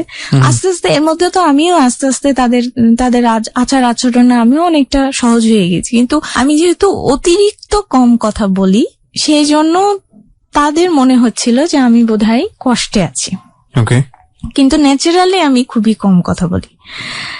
যাকে এরপরে আমার যখন বিয়ের কথাবার্তা হয়, সেই সময় আমার হাজবেন্ড আমাকে কথা দিয়েছিল যে সে আমাকে বিয়ে অনার্স করাবে। আমি চেয়েছিলাম যে অনার্স পাশ করে বিয়ে করব, বিয়েতে রাজি, তো অনার্স করার পরে, কমপ্লিট করার পরে। কিন্তু উনি বলেছিল যে না, যদি রাজি থাকো তাহলে এখনই আমি পড়াবো, তোমাকে পড়তে চাও এটা কোনো ব্যাপার না, এটা আমিও পছন্দ করি, তো এটা আমি নিয়ে গিয়ে আমার কাছে রেখে পড়াতে চাই। আচ্ছা, তো যদি তুমি রাজি থাকো তাহলে বিয়ে এখনই হবে। ওই জিনিসটা কিন্তু উনার মাথায় ছিল। আর তো এর মধ্যে আমি যখন যাই 2 মাস পর, তখন ওই দেশে আমাদের আবার ওই ইন্টারের রেজাল্ট বের হয় ঠিক ওই সময়টাই। তো এই সময় তখন ওই রেজাল্টটা, সার্টিফিকেটও হাতে পেয়ে গেলাম, বেশ একটা সুযোগ পেয়ে গেলাম। তো ওই সার্টিফিকেট তুলে নিয়ে আমরা আবার ফিরে আসি দেশে। দেশে ফিরে আসার পরে উনি, আমার হাজবেন্ড নিজের চেষ্টায় রাজশাহী মহিলা কলেজে আমাকে ভর্তি করলো পড়াশোনার জন্য। ভর্তি করলো, তবে আমার কোনো ইচ্ছা ছিল না, কারণ আমি এই দিকটাই আবার হালকা পাতলা ভাবে কানে আসছিল যে তারা বউকে চাকরি করাবে না, পছন্দ করে না, সাংসারিক একটা মেয়ে চাই। সেই ক্ষেত্রে আমার মনে হচ্ছিল যে থাক, আর কি হবে পড়ে টরে। তো কিন্তু এটার সম্পূর্ণ রবির প্রচেষ্টা ছিল যে আমাকে পড়ানোর ব্যাপারটা। ভর্তি হলাম। ভর্তি হওয়ার পরে তারপরে তো পড়াশোনা শুরু হলো, রেগুলার ক্লাস করি। তো এই সময়টাই রবি আমাকে অনেক করেছে, সাপোর্ট দিয়েছে, মেন্টালি সাপোর্ট। এবং যে আমি তখন সব আস্তে আস্তে শান্তশিষ্ট বা সব যাই হোক, তার জন্য সবাই পছন্দ করতে লাগলো। আমি আস্তে আস্তে সবার আশপাশ, সবার আত্মীয় স্বজন, সবারই প্রিয় হতে শুরু করলাম। এর জন্য ম্যাক্সিমাম দিনেই আমার বাড়িতে সন্ধ্যাবেলায় গেস্ট থাকতো। তো আমরা হাজব্যান্ড ওয়াইফ যে একা, আমরা সময় পেতাম একদম রাত্রি 12টার পরে, যে নিজেদের গল্প, নিজেদের যে দুষ্টুমি যাই হোক, সবকিছু রাত্রি 12টার পরেই সময় পেতাম আমরা। এখন ওনার সমস্ত কিছু ব্যাপারই আমাকে আস্তে আস্তে মুগ্ধ করতে শুরু করলো। তো এখন আচ্ছা, আমার ক্লাস শুরু হলো, তখন পড়াশোনা, পরীক্ষা, এগুলো এর মধ্যে সবকিছু। তো ওই পড়াশোনার সময় সে আমাকে অনেক সাপোর্ট করেছে এবং হেল্প করেছে। যেমন ওই সন্ধ্যা টন্ধ্যার ব্যাপারে সবসময় দেখা যায় বাসায় কেউ না কেউ গেস্ট থাকেই, পড়াশোনায় ব্যাঘাত ঘটতো হয়তো, কিন্তু রাত জেগে পড়ার জন্য সে অনেক আমাকে করতো, হেল্প করতো। আমি রাত জেগে পড়ছি, সে ঘুমায় না, সে আমার জন্য কফি বানিয়ে, একটু পরপর কফি বানিয়ে এনে দেয়, বা একটু হরলিক্স করে এনে দিল, বা খোঁজ নেয়। কিন্তু সে কিন্তু ঘুমায় না, আমাকে পড়তে দিয়ে সে পাশের রুমে টিভি দেখে, কিন্তু তবুও জেগে থাকবে আমি যতক্ষণ পড়ছি। তুমি পড়ো, আরো পড়ো, যদি আমি পড়তে চাই। এভাবে তার জন্যই মানে বেশ আমার পাওয়া। তারপরে পরীক্ষা হলো, পরীক্ষার পরে তো রেজাল্ট যেদিন, আমি তো রেজাল্টে আমি ভয়ে যাইনি রেজাল্ট দেখতে, যে একে তো শ্বশুর বাড়িতে আবার পড়াশোনার তো যদি খারাপ রেজাল্ট হয় তাহলে তো একদম বদনামে শেষ থাকবে না। কিন্তু রবি যাই, গিয়ে এসে রেজাল্ট দেখে, কিন্তু সেকেন্ড ক্লাস পেয়েছিলাম, মার্ক ভালো ছিল। ও রেজাল্টটা দেখেই ফেরার পথে সে আগেই ফোন করে জানাই, তার বোনকে জানাই সবার প্রথমে, তারপর আমাকে বলে তো তার চোখে পানি। হ্যাঁ, সে এত খুশি যে তার চোখে পানি, সে কাঁদছে। তারপরে ফিরে এসে খুশিতে একদম অনেক মিষ্টি বিতরণ করেছিল। তো তার এর মধ্যে 2 মাস যাওয়ার পরের মধ্যে আমার সম্পর্কে 2 মাস, হ্যাঁ, তারপর এর মধ্যে আমি একদিন মুখে বলতে পারি না তাকে ভালোবাসার কথা বা এটা সেটা, মুখে অতটা বলতে পারি না দেখে একদিন করলাম, তার জন্মদিনের সারপ্রাইজ দেওয়ার জন্য আমি কম্পিউটারে রেকর্ড করলাম আমার নিজের তার প্রতি যে ফিলিংস, এটা কম্পিউটারে রেকর্ড করলাম যে সে আমার জন্য কি, হ্যাঁ, কতখানি সে মূল্যবান, এইগুলো। হ্যাঁ, এটা সে আমার এক কথা বলতে গেলে অভিভাবক, তারপর সে আমার মানে অনেক প্রিয়, বা এটা যত কিছু আমার মনের মধ্যে ছিল আমি সুন্দর করে গুছিয়ে তার জন্য রেকর্ড করে রাখলাম, যে সে এসে কম্পিউটার খুলবে তো গান শোনার জন্য, জানি তো খুলে সে রেকর্ডিংটা পাবে। সে সেটাই পেয়েছিল, এবং সেটা শুনে এত মুগ্ধ হয়েছিল যে মানে আমি যে স্বাভাবিকভাবে কথাই বলতে পারি না, সে এত রোমান্টিক ভাষায় তার জন্য কমেন্টস করেছি। এটা শুনে সেও আবারও চোখে পানি। আমরা সাধারণত যেটা দেখি যে বিয়ের পরে নাকি অ্যারেঞ্জ ম্যারেজ হলে নাকি অনেক সময় লাভ নাকি সেখানে থাকে না, আন্ডারস্ট্যান্ডিং একটু সমস্যা হয়, but this couple is truly different from the other one. Yeah, that's really good. বলুন তারপরে উঠে এসে যে অবাক হয়ে অনেক কিছু আমাকে বলছে যে তুমি বলতে পেরেছো বা এটা সেটা, আবার জড়িয়ে ধরে খুব আদর করলো বেশ। তো আমারও অনেক ভালো লাগলো। আরো গিফট ছিল, এবং জন্মদিনে তার জন্য আমি নিজের থেকেই তার মন পছন্দের খাবার টাবার রান্না করে রেখেছি, সেগুলো দেখেও অনেক সারপ্রাইজ, যে তুমি কি করে বুঝলে যে আমার এগুলো পছন্দ। এটা আমি এগুলো যে ভেতর অ্যারেঞ্জ করব, এটাও সে হয়তো আশা করতে পারেনি। তবে একটা জিনিস আছে কি, সে আজ অব্দি আমার বার্থডে সবসময় ভুলে যায়। কিন্তু পরবর্তীতে খুব সরি বলে, এবং পরবর্তীতে সে আমাকে যেটা তার গিফট দেওয়ার কিছু সেগুলো সে এইটাই। তো এর মধ্যে আমার বিয়ের 2 মাস কি 2.5 মাসের মাথায় আমার একটা শারীরিক সমস্যা হয়। হঠাৎ করেই হয়। আমি ভালোই ছিলাম, 2-2.5 মাস পর্যন্ত বেশ ভালোই জীবনযাপন চলছিল। আমরা দুজন খুব সুখী, দুজনকে নিয়ে অনেক সন্তুষ্ট, অনেক সুখী। তো এর মধ্যেই আমার শারীরিক একটা সমস্যা হয়। তো সেটা হচ্ছে ব্লিডিং হতে লাগলো। পিরিয়ড যেভাবে হয়, পিরিয়ড হলো, কিন্তু ওইটা আর বন্ধ হচ্ছিল না, কন্টিনিউ হলো প্রায় বিয়ের 2 থেকে 2.5 মাস পরে হঠাৎ করে এরকম হয়েছে। তো পিরিয়ড শুরু হওয়ার পরে এটা আর বন্ধ হচ্ছিল না, কন্টিনিউ হচ্ছিল প্রায় 25 থেকে 30 দিন মতন হয়ে গেল। তো এটা আমি আবার আমার যে এটা জানাতে হবে এই জিনিসটাও আমি বুঝে উঠতে পারছিলাম না, হচ্ছে কেন নিজের মনে মনে ইয়ে করছি। কিন্তু রবিও ভাবছে যে এটা বোধহয় হয় বিয়ের পর, হয়তো বা কোনো হরমোন চেঞ্জের জন্য হতেও পারে এইরকম। তারপরে এক সময় আমার ননদ আসে আমাদের বাড়িতে। তো ননদ এসে তখন দেখে মুখ চোখ একটা শুকনো ভাব বা এটা সেটা, তো উনি কোনোভাবে ফিল করতে পারে। তারপর উনি সমস্যা জিজ্ঞেস করলে আমি বললাম যে এরকম প্রায় 1 মাস যাবত এরকম হচ্ছে ব্লিডিং। তো এটা উনি বললো যে না, এটা কোনো সমস্যা নেই, তুমি এটা নিয়ে চিন্তা করো না, আমি রবিকে বলে দেবো, ও ডাক্তারের কাছে নিয়ে যাবে, তুমি বলতে যদি না পারো।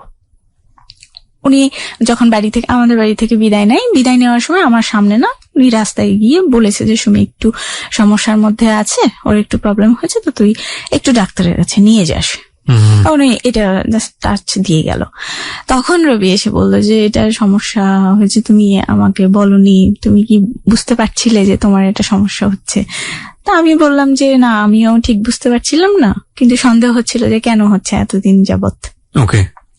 তারপরে আস্তে আস্তে উনি আমাকে সঙ্গে করে নিয়ে যাই ডাক্তারের কাছে। তখন আমরা রাজশাহীতে ছিলাম। ওখানে ডাক্তারের কাছে নিয়ে গেলে ওখানে টেস্ট হয়, আল্ট্রাসাউন্ড করা হয়, ব্লাড টেস্ট করা হয়, সবকিছু করার পরে তখন ডাক্তার বলল যে এটা কোনো ব্যাপার না, এটা পলিসিস্টিক চেঞ্জ বলবে ডাক্তার। তো এটা ওর বললো ম্যাচুরিটি একটু সময় লাগছে, কিন্তু এটা ঠিক হয়ে যাবে, ওষুধ খেলেই ঠিক হয়ে যাবে। আর ওর তারপর আমাকে ওষুধ দেওয়া হয় একটা, আর কোনো কিচ্ছু না, জাস্ট একটা ওষুধ, নরম্যান্স একটা নাম ওষুধ একটা দেওয়া হয়, বলে এইটাও কন্টিনিউ করুক। এটা কন্টিনিউ করার পরে আমরা চলে এলাম এবং এটা কন্টিনিউ করলাম বলতে ওই 21 দিন মতো দেয়, ওষুধটা দিয়েছিল। প্রথম 21 দিন খেতে হবে, মাঝখানে গ্যাপ দিয়ে 7 দিন গ্যাপ দিয়ে আবার 21 দিন খেতে হবে, এভাবে 3 মাসের জন্য ওষুধটা দিয়েছিল। তো এটা ওষুধটা কন্টিনিউ করতে আমি সেই সময় আবার ভালো থাকছিলাম। ওকে। কিন্তু ওষুধ ছেড়ে দিলেই আমি সমস্যায় ভুগতে থাকি, ওষুধ ছেড়ে দিলেই। ডাক্তার চেঞ্জ করছি, এই ডাক্তার না তো ওই ডাক্তার, আরেক ডাক্তারের কাছে গেলাম, উনি আবার আমাকে ওই বার্থ কন্ট্রোল পিল দিল 3 মাসের জন্য। তো ওইখানটাই তখন আমাদের সন্দেহ হলো যে আমরা বললাম ডাক্তারকে, ওইটা প্রশ্ন করেছিলাম যে এটা কেন, মানে আমরা তো বেবি বন্ধ রাখতে চাচ্ছি না। হ্যাঁ, তো ডাক্তার বলল যে আসলে এটাও একটা হরমোনের কাজ করে, এই 3 মাসের যদি কোর্সটা করে ও, তাহলে মানে পিরিয়ডটা মানে রেগুলার হয়ে আসবে। আচ্ছা, তো এটা করুক, এটা ভয়ের কিছু নেই বা কোনো সমস্যা হবে না এটাতে। ওইটা আবার করলাম। এটার পরেও আবার ওষুধ ছেড়ে দিলেই আমার সমস্যাটা শুরু হয়ে যায়, ভালো থাকি না। আর তারপর এরপরে এই করতে করতে আস্তে আস্তে আবার ঢাকায় এলাম, ঢাকার দিকে দেখানোর জন্য, ট্রিটমেন্টের উদ্দেশ্যে শুধু ঢাকায় আসি। ঢাকায় এসে ডাক্তার দেখায় একজনকে, ওই একই ওষুধ, কমন ওষুধ দেয়, ডাক্তার চেঞ্জ করার পরেও একই ওষুধই আমাকে দেওয়া হয়, এর উপরে কখনো দেওয়া হয়নি ইনজেকশন বা আর কিছু, বা অন্য কোনো অ্যাডভাইসও ডাক্তার করেনি। ওকে, প্রিয় শ্রোতা, আমরা জায়গাটা ছোট্ট একটা বিরতি শোনা আমার চালু ছিল। আর ফ্যামিলিগতভাবে তেমন বাইরের কাউকে জানানো হচ্ছিল না যে আমার অসুখ। বাইরের লোকজন জিজ্ঞেস করলে, মানুষজন তো বিয়ের পরেই একটা ইয়ে থাকে যে কবে বেবি হবে, এটা একটা। আর যেহেতু আমরা একদম একা দুজন, আর তো এজন্য আমার হাজবেন্ড সবসময় আমাকে বললো যে না, এটা বলার এখনই দরকার নেই, বললো যে না, আমরা কয়েক বছর পরে বেবি নেবো, এটা বলো। আর মানুষের প্রশ্নের সম্মুখীন হতে পারে, নানান ধরনের কথা আসতে পারে। তো ও বললো যে না, এটা বলা দরকার নেই। তো আমরা এটাই বলে কাটাতাম যে না, আমরা পড়াশোনাও করছিলাম পাশাপাশি, তো এটা মানুষজন বিশ্বাস করতো যে আচ্ছা ঠিক আছে, এখন পড়াশোনা করছে, তো হয়তো কয়েক বছর পরে নেবে বেবি। ওকে। তো আমার সমস্যাটা সম্পূর্ণ আমাদের ভেতরেই ছিল, আমার ননদ আর আমার হাজবেন্ড, আমরা জানতাম শুধু। এর মধ্যে আমার হাজবেন্ড আমার দিকটাই খুব খুব মানে ধৈর্যশীল এবং সহনশীল আমার প্রতি। তার মধ্যে কোন রকম এত যে আমার সমস্যা, শারীরিকভাবে আমি সবসময় অসুস্থ থাকছি বা কিছু, কিন্তু তার মধ্যে কখনোই দেখি না যে সে বিরক্ত, বা তার মধ্যে উফ পর্যন্ত একটা শব্দ শুনি না। বরঞ্চ আমি কোনো সময় দুঃখ করলে, আমি যদি কোনো সময় বলি যে আমার এরকম সমস্যা হচ্ছে বা এই সেই, মন খারাপ করলে সে সবসময় এই কথাটা বলে, এটা তো আমারও হতে পারতো, তাহলে কি তুমি আমাকে দেখতে না? তো এই যে সাপোর্টটা মানসিক ভাবে, এটা আমি অনেক অনেক পেতাম। এইরকম আমার ননদও সেই সময় বলতো যে না, এটা কোনো ব্যাপার না, অনেকের দেরিতে ইয়ে হয়। আর এমনিতেই যে ডাক্তার যেটা বলতো যে ওর কনসিভ করলেই ব্লিডিংটা বন্ধ হয়ে যাবে, ডাক্তার এটা বলতো? হ্যাঁ, সব সময় যে ডাক্তারের কাছে যাই ডাক্তার একই ট্রিটমেন্ট দিত এবং ডাক্তার এটাই বলতো, কারণ আমার টেস্টে কিছুই ধরা পড়ছিল না।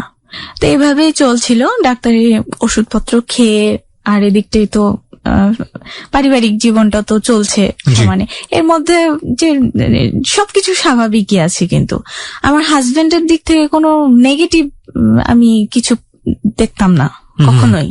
সে ওই অবস্থাতেই আমাকে, আমার অসুস্থ থাকলে সে বাড়ির কাজে অনেক সময় হেল্প করেছে আমাকে। তো এভাবে চলতে চলতে এক সময় আমার হাজবেন্ড বিজনেসে অনেক বড় লস খায়। তো এটা হয়েছে যে তার যারা সেলসম্যান ছিল বা যারা ওই যে থাকে না, কি বলবো, যাই হোক, খুব পরিচিত কাছের লোকজন, এরাই ভেতর থেকে আমার হাজবেন্ডকে একদম করে ফেলেছে, লসে ফেলেছে। তো এই জিনিসটা যেহেতু খুবই কাছের লোকজন ছিল, আমার হাজবেন্ড খুব বেশি বিশ্বাস করতো তাদেরকে, তখন উনি সিদ্ধান্ত নেয় যে না, সে বিজনেস ক্লোজ করে দিবে। তো বিজনেস ক্লোজ করে দেয়। আমার তো এদিকটাই পড়াশোনা চলছিল, আমি বিএ অনার্স পাশ করে ওদিকে রাজশাহী কলেজে মাস্টার্সে ফার্স্ট ইয়ারে ভর্তি হয়েছিলাম। রাষ্ট্রবিজ্ঞান। তো সেই সময় আমাদের হাতে আর কোনো অপশন ছিল না, আমি চলে আসি সরাসরি ঢাকাতে। ঢাকায় এসে আমার মামা আছে ঢাকায়, তো আমার মায়ের খালাতো ভাই, উনার কাছে আসে, উনি গার্মেন্টস এর ইডি। উনি আমাকে একটা বাইং হাউসে রেফার করেন। আমার ইন্টারভিউ হয়, ইন্টারভিউ হয়ে প্রথম জব আমি পাই। তো তখন উনি আগে তো ওনার কোনো এক্সপিরিয়েন্স ছিল না, জব এক্সপিরিয়েন্স ছিল না। তো ওনার সেই সময় তো আর নতুন ভাবে যে একটা নতুন ছোট্ট পোস্টে ঢুকে এক্সপিরিয়েন্স নেবে এরকমও কোনো পাওয়া যাচ্ছিল না, রাস্তা পাওয়া যাচ্ছিল না। তো আমি একাই আমার ইয়েটাকে চালিয়েছি, সাপোর্ট দিলাম। আমার হাজবেন্ড সেই সময়, আমার হাজবেন্ড আর আমার পাশে, তখন আর আমরা কাউকে গার্জিয়ান হিসেবে খুঁজে পাই না সেই সময়টা। তা আমরা দুজনের জন্য সেই সময়। তো এই সময়টাই আমাদের খারাপ সময় গেলেও আমরা দুজনকে অনেক কাছে থেকে চিনেছি। আমাদের আর্থিক সমস্যা হয়েছে, কিন্তু আমরা মানসিক ভাবে আবার আরো বেশি মজবুত হয়েছি দুজনের প্রতি।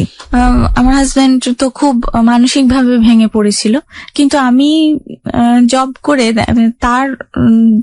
সে তো আমার চাইতে 10 বছরের বড়, তো সেইখানটায় তাকে একটা সম্মান বোধ তার প্রতি ছিল। জব করছি, স্যালারি পাচ্ছি, স্যালারিটা পেলে আমার কাছে নিজের কাছে না রেখে আমি আমার হাজবেন্ডকে দিয়ে দিতাম পুরোটাই। কিন্তু উনি নিতে চাইতো না প্রথমে, যে না তোমার কাছে রাখো। ফার্স্ট স্যালারি যেটা আমি হাতে পেলাম সেটা আমি নিয়ে এসে পুরোটাই আমি তার হাতে তুলে দিয়েছি। তো মানে এটা কেন করলেন আপনি? না করলেও তো পারতেন। হ্যাঁ, না করলেও পারতাম, কিন্তু আমি চাচ্ছিলাম যে তার যেন সম্মান বোধ, তার প্রতি যে আমার সম্মান বোধ, এই জিনিসটা যেন সে অনুভব করতে পারে। তারপর প্রথম স্যালারিটা ওর হাতে দেওয়ার পরে সে অনেক অনেক খুশি হয়েছিল যে আমি এটা করেছি। এরপরে ও নিতে না চাইলেও আমি জোর করে দিতাম, এবং অনেক সময় বোঝাতাম না এই জিনিসটা যে আমি তাকে এইটার জন্য দিচ্ছি, যাতে সে মন খারাপ না করে, যাতে সে এটা আমার কাছে যেন তাকে 100 টাকা তার লাগবে, তাকে আমার কাছে যেন চাইতে না হয়। আপনার হাজবেন্ডের মাথায় কাজ করতো না কিভাবে আর্ন করা যায়, একটা টেনশন? হ্যাঁ, উনি তো ওনার সাইড থেকে চেষ্টা করতোই, কিন্তু সেই সময় পারছিল না। প্রায় 3 বছর যাবত আমাদেরকে, মানে আমি যেহেতু অসুস্থ হয়ে গেলাম, তো আমার অসুস্থতার কারণে হয়তোবা ফ্যামিলি থেকে হয়তো আস্তে আস্তে সরে যাওয়ার চেষ্টা করছিল। আবার রবিও যেহেতু পুরোপুরি লস খেয়ে গেল থেকে বিজনেসে, তো কে আর এভাবে মানি দিয়ে তো কেউ হেল্প করতে চায় না। আমার হাজবেন্ড আবার এক পর্যায়ে জব পাই, একটা ফ্যাক্টরিতে ম্যানেজার জব পাই। তো তারপর দুজন তো আবার ব্যস্ত হয়ে গেল। আর এই সময় দুজন ব্যস্ত ছিলাম, কিন্তু তারপরেও দেখা যায় দুজনকে অনেক হেল্প করি। আমার হাজবেন্ড ওই দিক থেকে আমাকে অনেক হেল্প করে, যে বাসায় এসে সে আমাকে রান্না বান্নায় হেল্প করেছে। এতটাই হেল্প করে। কিন্তু আমার শারীরিক প্রবলেমটাও কিন্তু ওই দিক থেকে আবার বাড়ছে। আচ্ছা আচ্ছা। হ্যাঁ, তো এখন ওই সময়টাই ডাক্তার অ্যাডভাইস করলো যে টেস্ট টিউব বেবির দিকে যাওয়ার জন্য। কিন্তু এমন একটা সময়ে ডাক্তার অ্যাডভাইস করলো, এই সময় আমাদের আবার মানে মানি প্রবলেমটা এসে গেল। কারণ টেস্ট টিউব বেবি ট্রিটমেন্ট করতে তো অনেক টাকা খরচ, সেটা তো আমাদের পক্ষে সম্ভব নাই। তখন আমরা ওই মেডিসিন দিয়েই আমরা কাজ চালাচ্ছিলাম যে না, টেস্ট টিউবের ওই এটা এখনই আমরা যেতে পারবো না, তো মেডিসিন দিয়েই যতখানি সুস্থ থাকা যায় সেটারই আমরা চেষ্টা করছিলাম। তো এর মধ্যে একবার হঠাৎ করে আমার একটু ওই অফিসের মধ্যে এসি আর বাইরে একটা ওয়েদার, দুটো মিলেই একবার হঠাৎ করে টাইফয়েড হয়ে গেল আমার। তো টাইফয়েড হওয়ার পরে ডাক্তার বলল যে তোমার কি অ্যাজমা আছে কিনা। তো আমি বললাম যে না, নেই। তখন ডাক্তার বলল যে একটু সাবধানে থাকতে হবে, না হলে সম্ভবত অ্যাজমা হতে পারে তোমার। এটা বলাও শেষ, আর একটু ক্রনিক অ্যাজমার মতো সিমটমও দেখা গেল মানে টাইফয়েডটার পরেই। তখন তো কি যে ওই শ্লেষা জমে যেত বুকে, নাকে। তো এই মুহূর্তটাই তখন মানে রবি কি করবে ভেবে পাচ্ছে না। তারপর তাড়াতাড়ি করে মধু আর গরম পানি করে নিয়ে এসে তাড়াতাড়ি আমাকে খাওয়ানোর চেষ্টা করছিল, কিন্তু গলা বন্ধ থাকার জন্য ওইটাও আবার যাচ্ছিল না গলার ভেতরে। তখন দেখলাম যে সে আমাকে জড়িয়ে ধরে, আমি একদম নিঃশ্বাস একেবারেই নেই, এরকম কোনোভাবেই বেরোচ্ছে না, চোখ টোক একদম কেমন হয়ে গিয়েছে, আমি সেন্সলেস হতে যাচ্ছি এরকম সিচুয়েশন। কিন্তু আমার সেন্স আছে একটু, কিন্তু এইরকম আমি এমন সময় দেখলাম যে আমার হাজবেন্ড জড়িয়ে ধরে হাওয়া করে কাটছে আমাকে, যে কি হয়ে গেল তোমার, কি হয়ে গেল এরকম। তো ওই তখন দেখলাম যে না, ও তো আমাকে অনেক ভালোবাসে।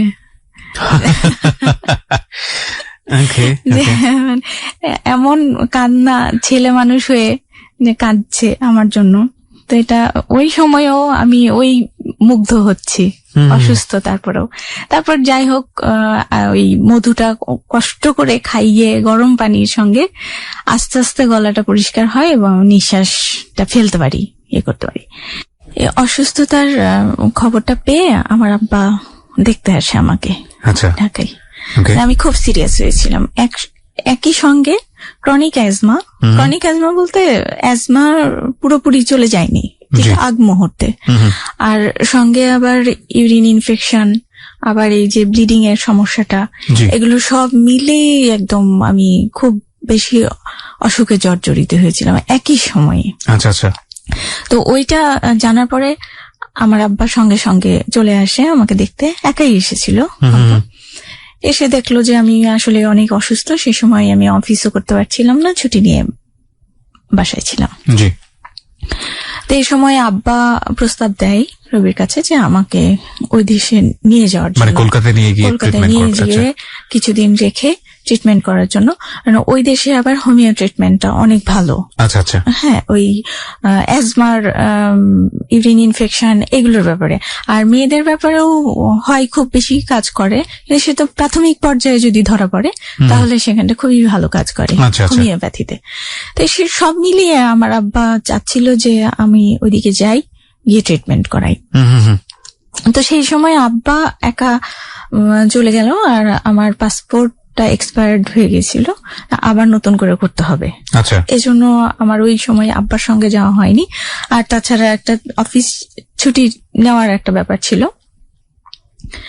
তো আব্বা ফিরে যাই, এরপরে আমি যাওয়ার সিদ্ধান্ত নিই ওই দেশে এক সময়।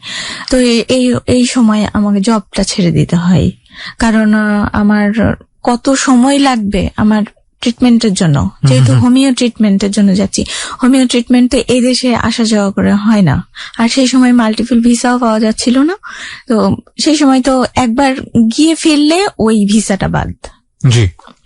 তো তারপরে আস্তে আস্তে আমি জবটা ছেড়ে দিলাম, ভিসা, পাসপোর্ট, ভিসা সব করে জবটা ছেড়ে আমি ওই দেশে যাই।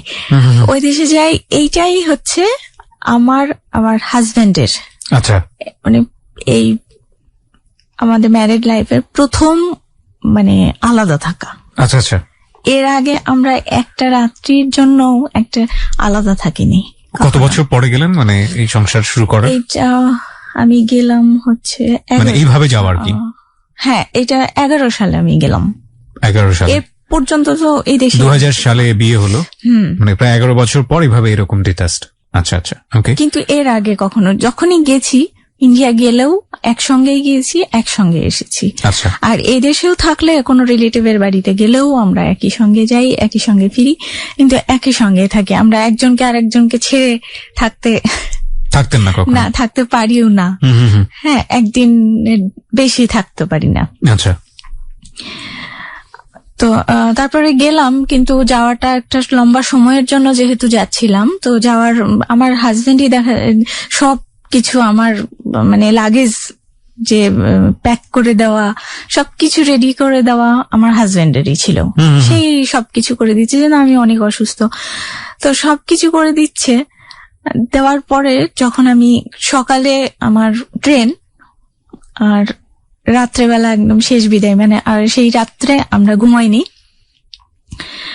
তো রাত্রে আমার হাজবেন্ড আমাকে জড়িয়ে ধরে মানে অনেক কান্নাকাটি করেছিল, যে অনেক কান্নাকাটি করছিল এই জন্য যে এর মধ্যে এই যে সময়টা 7 সাল থেকে 11 সাল যে সময়টা একটা গেল, আমরা ডাল ভাত খাই, যা করি তা করি, কিন্তু আমাদের মধ্যে কিন্তু ভালোবাসাটা কমেনি। ঝগড়াঝাটি আজকের এই যে 15 বছর সংসারের, আমাদের আজ অব্দি কেউ উচ্চস্বরে আমাদের আওয়াজ পাইনি। ও যে অনেক কান্নাকাটি করলো, তো ওই সময়টাই ও কান্নাকাটি করার ইয়েটা আমি আগে বুঝতে পারিনি যে কেন কান্নাকাটি করছে, কারণ হালকা পাতলা ও হয়তো টাচ পাচ্ছিল ফ্যামিলির ওই দিক থেকে, সবাই একটা ধারণা নিয়েছিল, নিশ্চিত হয়ে গিয়েছিল যে আমি রবির সঙ্গে থাকবো না, এরকম একটা, হ্যাঁ এরকম একটা হিউমার ছড়িয়েছিল। যে আমার বয়স তখন যখন 7 সালে, সেই সময় তো কত 24-25 বছর এরকমই হবে হয়তোবা। তো এই সময়ে আমার বেবি ছিল না, হ্যাঁ, আর হাজবেন্ড একদম ডিস্ট্রয় হয়ে গেল। তো সেই মুহূর্তে আমি যে থাকবো তার সঙ্গে, আমি জীবন যাপন করব ভবিষ্যতে, এই জিনিসটা সবাই ভেবে নিয়েছিল যে না, আমি কোনো ক্রমেই এই দেশে থাকবো না, আমি হয়তো ফিরে চলে যাব ওকে ছেড়ে। আর চলে না গেলেও এই দেশে অন্য কোনো একটা বিকল্প পথ অবলম্বন করব। তো এটা হয়তো তার মাথার মধ্যে কাজ করছিল যে এই সময় আমি যাচ্ছি, আর একা যাচ্ছি প্রথম ইন্ডিয়াতে। এই ভাবছিল যে আমাকে আমার ওই দিক থেকে আমার বাবা মারাও আবার আসতে দেবে কিনা, কোন ভরসায়, জবটাও ছেড়ে দিয়ে যাচ্ছি।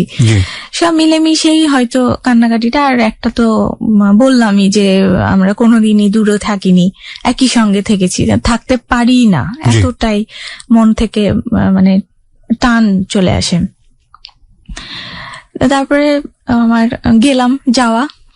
ট্রেনে উঠিয়ে দেওয়ার পরেও আমি যতক্ষণ ট্রেন ছেড়ে স্টেশন থেকে চলে না গেল, ক্যান্টনমেন্ট থেকে ট্রেনটা ছাড়ে, তো এই পর্যন্ত সে ওই স্টেশনের বাইরে, তখন তো রেলিং এর বাইরে, স্টেশনের ভেতরে ঢুকতে দেওয়া হয় না পাসপোর্ট ছাড়া, তো ওই রেলিং এর বাইরেই ধরেই দাঁড়িয়ে আছে রেলিংটা, একদম এক দৃষ্টিতে যে আমি যাচ্ছি।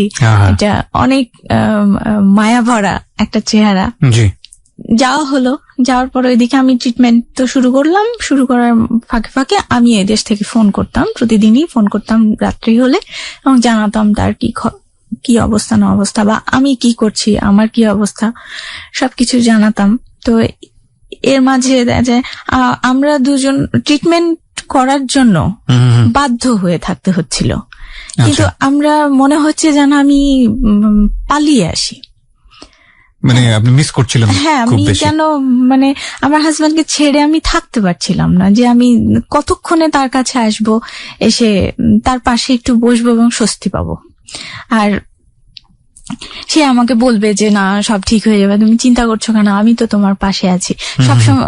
ওই কথাটাই আমি যখনই স্যাড হই, যখনই কোনো খারাপ কোনো রিপোর্ট পাই ডাক্তারের ইয়ে থেকে যে দেরি হবে বা এই হবে সে, তো তখনই তার মুখ থেকে একটা কথাই বের হয় যে তুমি এত ভেঙে পড়ছো কেন, আমি আছি না তোমার পাশে, আমি আছি, তুমি কেন এত ভয় পাচ্ছ, এইরকম একটা কথা বলে আমাকে পিছন দিক দিয়ে অত ঘাড়ে হাত দিয়ে একটু সান্ত্বনা দিয়ে দেয়।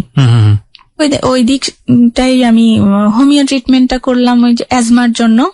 তো ওইটা আল্লাহর রহমতে আমি পুরোপুরি সুস্থ বোধ করি এখনো পর্যন্ত। আর যেটা ব্লিডিং এর সমস্যা, এইটা ইয়েতে আর হয়নি, কাজ হয়নি হোমিওতে। হোমিওতে কাজ হয়নি। আমি ওখানটায় অ্যালোপ্যাথি দেখিয়েছি, অ্যালোপ্যাথি ডাক্তারের ওই কিছু মেডিসিন দিয়ে দিয়েছিল। এটা নিয়েই আবার ফিরে আসি আমি বাংলাদেশে। ফিরে আসার পরে 3 মাসের ভিসা নিয়ে গিয়েছিলাম ঠিকই, কিন্তু 3 মাস থাকা সম্ভব হয়নি। আমি ট্রিটমেন্ট ব্রেক করে চলে আসি। মানে মিস করছিলেন এত বেশি হাজবেন্ডকে? হ্যাঁ, হাজবেন্ডকে, এবং হাজবেন্ডও আমাকে অনেক বেশি মিস করছিল হ্যাঁ সেই সময়। ওকে প্রিয় শ্রোতা, এই সুইট একটা মোমেন্ট, এবং একই সাথে আমরা দেখতে পাচ্ছি শরীরের মধ্যে একটা মরণ ব্যাধি বোধহয় বাসা বেঁধেছে। সেটার সমাধান আসলে কি হবে, আমরা একটা জিনিস দেখানোর চেষ্টা করছি আজকের এই স্টোরিতে। ইনফ্যাক্ট দেখছি আমরা, সেটা হচ্ছে একটা অ্যারেঞ্জ ম্যারেজ, এবং এপার বাংলা ওপার বাংলার দুইজন, বাংলাদেশের ছেলে, ইন্ডিয়ার মেয়েটির সমস্ত কিছু, বাবা মা ভাই বোন সবকিছু ছেড়ে বাংলাদেশে এসছে, এবং যে ছেলেটি তাকে নিয়ে ঘর সংসার করছে তারও এক অর্থে বাবা মা তো নেই, এবং বড় বোনের কাছে বড় হওয়া, শুধু দুজন মাত্র মানুষ, দুজনেরই সংসার সম্পর্কে অভিজ্ঞতা নেই। এবং একই সাথে আরেকটা বিষয় নোট না করলেই নয়, সেটা হচ্ছে দুজনের মধ্যে বয়সের বিস্তর তফাৎ। সেই জায়গাটি থেকে 8-10 বছর তার একই সাথে কাটিয়ে দিল। এই গল্পের এই জায়গাটায় আমরা আছি, এবং সেখানে শরীরের মধ্যে দানা বেঁধেছে অন্যরকম একটা অসুখ, যেটা আসলে স্বামী স্ত্রীর সম্পর্ক নষ্ট করে দেবার জন্য এনাফ, এরকম একটা অসুখ। সেই অসুখটা নিয়েও তারা এখন পর্যন্ত কন্টিনিউ করছে। গল্পের এই জায়গাটিতে আমরা আছি, কিন্তু এরপরে আসলে কি ঘটেছে সেটা আমরা ছোট্ট একটা বিরতি। হ্যাঁ সুমি, আমরা যেখানটায় ছিলাম, আপনি বলছিলেন যে ওইখানে টাইম পিরিয়ডটা কমপ্লিট না করেই দুজন অনেক বেশি মিস করছিলেন দুজনকে, এবং চলে আসি। তো আসার পরে জানতে পারলাম যে এর মাঝখানে ঈদ গেছে একটা, রোজার ঈদ। ওই ঈদের দিন আমার হাজবেন্ড বাড়িতে না থেকে বা কোনো রিলেটিভের বাড়িতে না গিয়ে নিজে ও সারাটা দিন স্টেশনে কাটিয়েছে, যেখান থেকে আমি ইন্ডিয়া গেছি। My goodness. সে নামাজ পড়ে ওখানে বসেছে, আর সন্ধ্যার পরে সে বাড়ি ফিরেছে। স্টেশনে কেন বসেছিল? আমি ওখান থেকে ইন্ডিয়ায় গেছি লাস্ট, দেখেছি আমাকে। এটা বিয়ের কত বছর পরের ঘটনা? এটা তো 11 বছর পরের। 11 বছর পরে মানুষকে এতটা মিস করে? হ্যাঁ, ইন্ডিয়ায় ছিলাম, ওই যে ট্রিটমেন্টের জন্য গেলাম, সেই সময়ের কথাটা বলছি। মানে সে 11 বছর পরে আপনি কলকাতায় আছেন, এবং সে যে স্টেশন দিয়ে আপনি গেছেন সেই স্টেশনে বসে বসে ঈদ কাটালো? হ্যাঁ, সারাটা দিন কাটিয়েছে। My goodness. এবং ফোন বন্ধ করে রেখেছিল, যে রিলেটিভরা যদি ফোন করে বা আমি ফোন করি তখন তাকে মিথ্যা কথা বলতে হবে, সে মিথ্যা কথা বলতে পারো না, বা কোনো কারোর ডিস্টার্ব নিতে চায় না। তো এটা আমি আসার পরে শুনলাম তার কাছ থেকে। আসার পরে তো দুজনের অনেক, সে স্টেশনেই আমাকে জড়িয়ে ধরে। আসার পরে সেইখানটায় অনেকক্ষণ, মানে এত আমার মাথাটা এত চেপে বুকের মধ্যে ধরে যে আমি ব্যথা পাচ্ছিলাম। কিন্তু তারপরে বাড়ি ফিরে এলাম। বাড়ি ফেরার পরে তো আবার ওখান থেকে যে ট্রিটমেন্ট গুলো নিয়েছিলাম সেগুলো কন্টিনিউ করতে শুরু করলাম। অ্যালোপ্যাথি ট্রিটমেন্টই চলছিল আমার। আল্লাহর রহমতে ওই ক্রনিক অ্যাজমা যেটা, সেটার জন্য ওখানকার ডাক্তাররা কিছু টিপস দিয়েছিলেন আমাকে। সেই টিপস গুলো মেনটেন করে আমি স্টিল সুস্থ। হ্যাঁ, কিন্তু ওই ইউরিন ইনফেকশনটাও গেছে, ওটার জন্য কিছু টিপস ডক্টর দিয়েছিলেন, যেগুলো আমি মেনটেন করলে পরে আর হবে না। মেয়েদের বারবার ইনফেকশন হয়, ইউরিন ইনফেকশন বেশি হয় মেয়েদের, কিন্তু যেটা এই দুটো থেকে আমি একটু মুক্তি পেয়েছি। কিন্তু এই যে ব্লিডিং এর যেটা সমস্যা মেন, এই জিনিসটা আমার কমেনি, বরঞ্চ বাড়তে আছে। ক্রমান্বয়ে তখনও বাড়ছে। মানে বিয়ের 2 মাস পরে আপনার যেটা দেখা দিল, এটা প্রায় 11 বছর পর, এটা 11 বছর ধরে কন্টিনিউ হচ্ছে। আমি একটু মিস করে ফেলেছি, সেটা হচ্ছে যে 2007 সালে আমি যখন জয়েন করি অফিস, যে চাকরির জন্য ঢাকায় এলাম বললাম, যে মাসে জয়েন করেছি, সেই মাসে আবার হঠাৎ করেই কনসিভ করেছিল। ফার্স্ট লাইফে। তো এটা কনসিভ করা অবস্থায় আমি ব্লিড করছি, হালকা, অনেক বেশি না। তো আমার ধারণা যে ব্লিডিং হওয়া অবস্থায় তো কনসিভ করা অবস্থায় তো কোনোদিন ব্লিডিং হয় না। তো এখন আমি এই অবস্থা জয়েন করেছি কেবলই, এর জয়েন করার 15 দিন মাথায় আমি এই সমস্যাটা বুঝতে পারি। এবং প্রেগনেন্সিতে যে এগুলো হয়, সিমটম গুলো হয়, এগুলো আবার হচ্ছে হঠাৎ করেই অফিস থাকতে, এই মাথা ঘোরায়, তারপরে একটু বমি বমি ভাব লাগে, অথচ আমি এমন কিছু খাই না যেগুলোর জন্য বা এরকম হতে পারে। হ্যাঁ, তারপরে দেখছি যে এইগুলো হচ্ছে। তো এটার জন্য আমি আমার জানা অনুযায়ী আমি ওষুধ খাচ্ছি। হ্যাঁ, ওষুধ খাচ্ছি, তারপরে প্রতিদিনই একই জিনিস হচ্ছে। হঠাৎ করে আমি ভাবলাম যে নিজের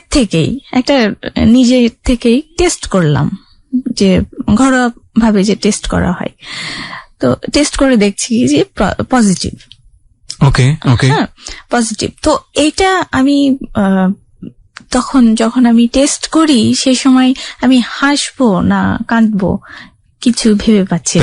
আপনি কারণ খুশিতে এরকম করছেন? না, খুশিতে বলতে কি, এমন একটা সময় যে সময় হাজবেন্ড কিন্তু জবলেস, আর্থিকভাবে জিরো। আমি সে মাসে প্রথম জয়েন করলাম, 15 দিন হলো মাত্র জব জয়েন করা, আর এইটাই হচ্ছে একটা সোর্স আমাদের। আপনি যদি সেই সময়টাতে বেবি বড় হতে থাকে তখন আলটিমেটলি আপনার জবটা ছেড়ে দিতে হবে। চলে যাবে। আর প্রাইভেট জব, ওটা তো প্রাইভেটে তো আর একই সাথে আনন্দের একই সাথে দুঃখের টেনশনের খবর। হ্যাঁ, এখন এটা কিভাবে আমি নেব আমি নিজেও বুঝতে পারছিলাম না। এখন কনসিভ করার ব্যাপারটা আমি আর বলতে পারছি না আমার হাজবেন্ডের কাছে। এক তো জবের দিকটা আছে, তারপরে আবার ওর বেবিটা আমরা রাখতে পারবো কিনা, আবার ওই দিকটাই এত বড় একটা খুশির ব্যাপার আমার হাজবেন্ডের জন্য বিশেষভাবে। তো এখন আমি একদিন পরের দিন বিকেলবেলা ছুটি ছিল, তো সেই দিন আমি নিজে থেকে বললাম যে আমরা আজকে একটু ঘুরতে যাব সংসদ ভবনের ওই দিকটাই। তো বললো আচ্ছা ঠিক আছে চলো। হ্যাঁ, সবসময় সে চেষ্টা করতো যে আমি কোনটাতে খুশি থাকবো, অসুস্থতার কারণে যে আমি মানসিকভাবে ভেঙে পড়ছি বা আমি যে হচ্ছি, তো তার জন্য সে সবসময়ই চেষ্টা করতো এবং নিজের থেকেই যেচে যেচে আমাকে জিজ্ঞেস করতো কোনটা করলে ভালো লাগবে, তুমি এটা করো, তুমি ওটা করো, চলো বাইরে যাই, এভাবে বলতো, যাতে আমি কোনো সময় দুঃখে না থাকি। তো আমি সেদিন নিজেই বলছি যে চলো আমরা একটু সংসদ ভবনের দিকে যাই বেড়াতে আজকে, বলে হ্যাঁ চলো যাই। তো আমরা গেলাম, গিয়ে বসলাম, বসে একটু গল্প করলাম। প্রথমেই বলিনি, একটু গল্প টল্প করলাম, বাদাম খেলাম, সব এভাবে জাস্ট সবাইকে দেখছি, এমনি রোমান্টিক কথাবার্তায় কিন্তু প্রথমে বলছি। বলার পরে এক পর্যায়ে আমি বললাম যে এরকম একটা আজকে আমার এখানটায় আসার উদ্দেশ্যটা অন্যরকম।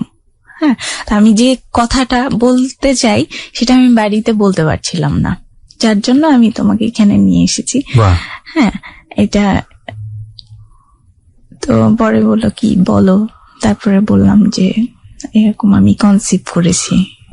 হ্যাঁ, তো উনি তো শুধুই উনি সাইলেন্ট হয়ে গেলেন, আর বড় বড় নিঃশ্বাস পড়ছে, মানে মুখে কোনো কিছু বলতে পারছে না যে কি বলবে এরকম। তারপরে যাই হোক আমাকে আবার জড়িয়ে ধরে কিছুক্ষণ জড়িয়ে ধরে পিঠে হাত বুলিয়ে যেটা বুঝতাম যে আপনার সাথে কখনো কখনো প্যারেন্ট যেভাবে গাইড করে ওই রকম একটা স্নেহ তার ছিল সবসময়, কিন্তু বয়সের একটা বড় গ্যাপ। আবার আগে আমি ছোট বোন হিসেবে পরিচিত হয়েছিলাম, সো একদম ছোটবেলায় যেটা আপনি বলছিলেন, সো ওই মমতাটাও আছে আপনার প্রতি? মমতাটাই বেশি সবসময় কাজ করে। আর এর জন্যই আমি তাকে প্রশ্ন করি, সে কখনো উত্তর দেয় না, আজ অব্দি উত্তরটা পাইনি। যে আমি প্রশ্ন করি এটাই যে আমি যদি শুধু তোমার বউ হতাম তাহলে হয়তো তুমি আমার সঙ্গে অন্যরকম ভাবে ট্রিট করতে। আমি যেহেতু ছোট বোনের মতন প্রথমে দেখেছো, এই জন্য তুমি আমাকে বকাবকি করতে পারো না, তাই না? বলি, প্রশ্ন করি, আর আদরটা বেশি পাই, অনেক বেশি আদর পাই। কি হলো তারপরে? বলার পরে উনি বলার পরে তখন উনি বলল যে না, যেটাই হোক আমাদের এত বছর পর হয়েছে বেবি, এখন আল্লাহ যখন দিয়েছে এটা আল্লাহ নির্ধারণ করেছেন যে তার জীবনটা সম্পর্কে, বেবিটা সম্পর্কে। তো আমরা তো কখনো এই জিনিসটা মাথাতেই আনছি না যে আমরা মানে বেবিটাকে নষ্ট করে ফেলবো, এটা আমরা মাথাতে আনছি না কখনো দুজনের মধ্যে। কিন্তু আমাদের মাথায় দুজনেরই একই চিন্তা যে আমরা কিভাবে সামনের দিকে এগোবো।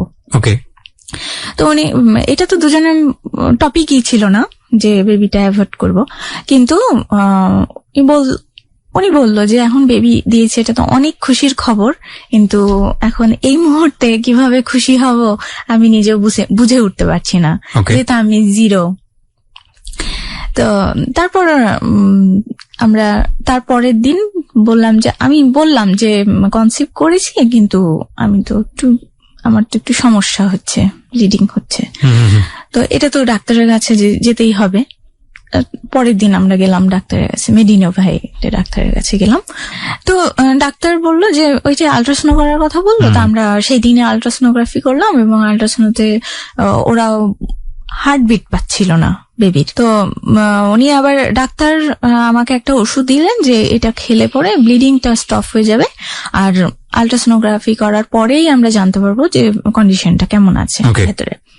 আল্ট্রাসাউন্ড রিপোর্ট 2 দিন পর পাওয়ার পরে ডাক্তারও বললো, ওইখানে আল্ট্রাসাউন্ড রুমেই আমাকে অনেক প্রশ্ন করছিল যে তোমাদের কবে লাস্ট পিরিয়ড কবে হয়েছে, বা কনসিভটা হওয়ার পরে তুমি আরো বেশি ব্লিড করেছো কিনা, বা কিভাবে জানলে, এই সমস্ত। তো আমি সময় ক্ষেত্র বিশেষ কিছুই বলতে পারলাম না যে কবে কনসিভ করেছি। তো ওনারাই ইয়েতে একটা সময় লিখে দিলেন যে এই এত 8 সপ্তাহের বেবি ছিল, ওনারা রিপোর্টে লিখলেন। তো ডাক্তার দেখার পরে বলল যে আসলে একটু সমস্যাই দেখা যাচ্ছে, যে বেবির হার্টবিট পাওয়া যায়নি এখন। তো এই 8 সপ্তাহের মধ্যে হার্টবিট পাওয়া যায়নি, আমরা আরেকটু অপেক্ষা করে যদি 1 সপ্তাহ পরে আর একটা আল্ট্রাসাউন্ড করি তাহলে আমরা একটু কনফার্ম হতে পারবো। এটা হতেও পারে, অনেক সময় ধরা পড়ে না, কিন্তু পরবর্তীতে ধরা পড়তে পারে। আমরা আবার 1 সপ্তাহ ওয়েট করলাম। 1 সপ্তাহ পরে আবার আল্ট্রাসোনোগ্রাম করা হলো, তখনও হার্টবিট পাওয়া গেল না। ডাক্তার তখন বলল যে না, আমাদের হাতে আর কিছু করার নেই, কারণ এখন আমাদের বেবিটা আসলে ভেতরেই মারা গেছে। হ্যাঁ, তারপরে ডাক্তার বলল যে এটাকে করতে হবে, অ্যাভয়েড করতে হবে।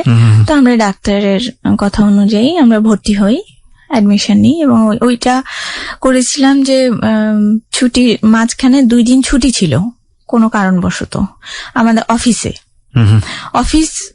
আমি কিন্তু ছুটি নিইনি এক্সট্রা ভাবে এইটার জন্য। তো ওই ছুটি 2 দিন ছুটি পেলাম। এই ছুটি 2 দিনের মধ্যে আমি ভর্তি হলাম। ভর্তি হয়ে আমার অ্যাবর্শন করা হলো। এরপরে আমার আব্বা একদিন ফোন করে আমার হাজবেন্ডের কাছে যে সুমিকে এইদিকে পাঠিয়ে দাও ইন্ডিয়াতে। আচ্ছা আচ্ছা, এর বেশ কিছুদিন পরের কথা বলছি। কেন পাঠিয়ে দিতে বলে? কেন পাঠিয়ে দিতে বললেন আমি জানি না, এটা সেই মুহূর্তে আমি জানি না। আমার হাজবেন্ডের সঙ্গে আমার আব্বার ওভার ফোন কথা, হ্যাঁ, কিন্তু আমি জানতাম না সে সময়। তো উনি বলে যে ওকে পাঠিয়ে দাও, অসুস্থ থাকছে, এটা থাকছে, সেটা এভাবে বলে বাড়িয়েছে। তো ওদের সঙ্গে, আমার আব্বার সঙ্গে আমার হাজবেন্ডের বেশ অনেকক্ষণই নাকি কথাবার্তা হয় এগুলো। তো আমার হাজবেন্ড এক পর্যায়ে বুঝতে পারে যে আমার আব্বা আমাকে একেবারেই নিয়ে যাওয়ার কথা বলছে, যে এদেশে থাকতে দেবে না, আমাকে এত মানে স্ট্রাগল করতে হচ্ছে, বা রবির কিছু রইল না এখন আর এগুলো মিলে। তো তারপরে রবি তখন আমার আব্বাকে বলেছে যে যদি সুমি নিজে মুখে আমার কাছে বলে যে আমি যাব, আমি ওই দেশে চলে যেতে চাই, তাহলে আমি নিজে রেখে আসবো তাকে। আমার হাজবেন্ড আমার আব্বাকে বলেছিল, কিন্তু আমি তো যাবই না, এখানেই থাকবো তার সঙ্গে। এরপরে এইভাবে চলতে থাকলো, চলতে চলতে এখন এর মধ্যে একটা সময় আমার ননদ আর নন্দাই ওনারা আসে ঢাকায়, তো আমরা ওনাদের সঙ্গে দেখা করতে যাই। দেখা করতে গেলে সবাই ছিল বসে, সবাই মানে আরো রিলেটিভরা অনেকজন মিলে বসে, রবিও ছিল পাশে। এর মধ্যে উনি নন্দাই উনি হুট করে, ওনার মজা করার খুব অভ্যাস আছে ঠিকই, কিন্তু ওই সময় মনে হচ্ছিল আমার কাছে যে উনি সিরিয়াস। তো উনি আমাকে হঠাৎ করে বললো যে বেবি দেওয়ার ব্যাপারটা, এদিকটায় তো মানে তুমি ওই পার্টটা তো ক্লোজ করে ফেলেছো তাই না, আমাকে জিজ্ঞেস করলো। তো আমি ভাবছিলাম মজাই করছে, তো আমি বললাম যে হ্যাঁ বললাম। তো তারপরে বললো যে রবিকে তুমি একটা, ঢাকায় তো অনেক কোটিপতি আছে, বড় লোক, তোমরা তো বিভিন্ন জায়গায় থাকছো, তাহলে সেগুলো জায়গায় গিয়ে একটা বড় লোক বাড়িওয়ালাদের মেয়ে থাকে, তাদের সঙ্গে তোমার রবির তাহলে বিয়ে দিয়ে দাও। প্রথমে তাহলে বিয়ে দিয়ে দাও এটা বললেন। মানে কি, মানে রবির জন্য এরকম কেউ একজন সম্পদ নিয়ে বসে আছে যে এরকম আপনি বলবেন আর রবিকে বিয়ে করে ফেলবে? হ্যাঁ, উনি এটার পরে কি হলো, মানে আপনি এরপরে আপনি কি করলেন? উনি এটা আমাকে বললো, রবি কিন্তু পাশে বসা ছিল। তো ও সাইলেন্ট, মানে সবাই যারা বসে আছে সবাই কিন্তু আমাদের গার্জিয়ান টাইপের লোকজন, তাদের সামনে আমিও মুখ খুলতে পারছি না, আমি ওইভাবে মুখ খুলিও না, বড়দের কাছে বেয়াদবি মনে করি। আর তো আমাকে বলছে যখন, এটা তো আসলে আমার কমতির কারণে বলছে, আমি তো রবিকে কিছুই দিতে পারছি না, টাকা পয়সা এনে দিতে পারছি না, প্লাস বেবিও দিতে পারছি না, সেক্ষেত্রে আমার বলার মতন কিছু আমি দেখছিলাম না সেই সময়। যে তারপর তখন উনি এই কথা বলার পরে আমি কিছু বললাম না, তখন আমার ননদ আবার সাপোর্ট করলো, নন্দাইকে বললো যে হ্যাঁ, অনেক সময় আবার দ্বিতীয় বিয়ে করলে প্রথমটারও বেবি হয়ে যায়। সেটাতেও চুপ করেই থাকলাম। আর আরেকজন আমাদের আপা হয়, উনি আবার বলল যে না বাবা না, রবি তুমি এই জায়গায় ঠিক আছো, এই একটা নিয়ে আছো, একটা নিয়েই থাকো, অনেক শান্তিতে আছো, অনেক সুখে আছো, এটাই থাক, আর দ্বিতীয় তৃতীয় টেনে জীবনে অশান্তি আনার কোনো দরকার নাই। বেবি টেবি না হলেও ওই আল্লাহ দিলে এখানেই হবে, না হলে এই সন্তুষ্ট থাকো। উনি আবার এই কথাটা বললেন। তো এইখানটা এভাবে গেল। এখন আমার আব্বা মা ওরা টেকনিক্যালি আমাকে নিয়ে চলে যেতে চাচ্ছে একা, কিন্তু আমার হাজবেন্ডকে নেবে না। এটার যুক্তিটা এটা হতে পারে যে আমার তো বেবি হয়নি, প্লাস আমার হাজবেন্ডেরও আর আর্থিক ভাবে সে এখনো সচ্ছল হতে পারেনি ওইভাবে যে আমাকে যে মানে নিরাপত্তা দেবে এরকমটা কিছু করতে পারেনি। তো এবার আমাকে যদি আমার বাবা মা একা নিয়ে নেয়, তো সেক্ষেত্রে তো ওনারা হয়তো আমাকে অন্য কিছু প্ল্যান করতে পারে, বিয়ে দিয়ে দেওয়া বা এরকম কোনো কিছু, অন্য কিছু বিয়ে দিতে পারে, অথবা নিজে আমি পড়াশোনা করেছি সেখানে, ওনারা নিজেরাও ভেতর থেকে এক ধরনের গিল্টি ফিল করছে কিনা যে আমার মেয়ে তো ওই সংসারে সেই অর্থে তেমন, যেটা আপনি চিন্তা করছিলেন যে বেবি দিতে পারেনি বা সুখী করতে পারেনি। হ্যাঁ, এটা হতে পারে। ওকে, এই মুহূর্তে এবং এই পরিস্থিতিতে আপনারা কি করলেন, বিশেষ করে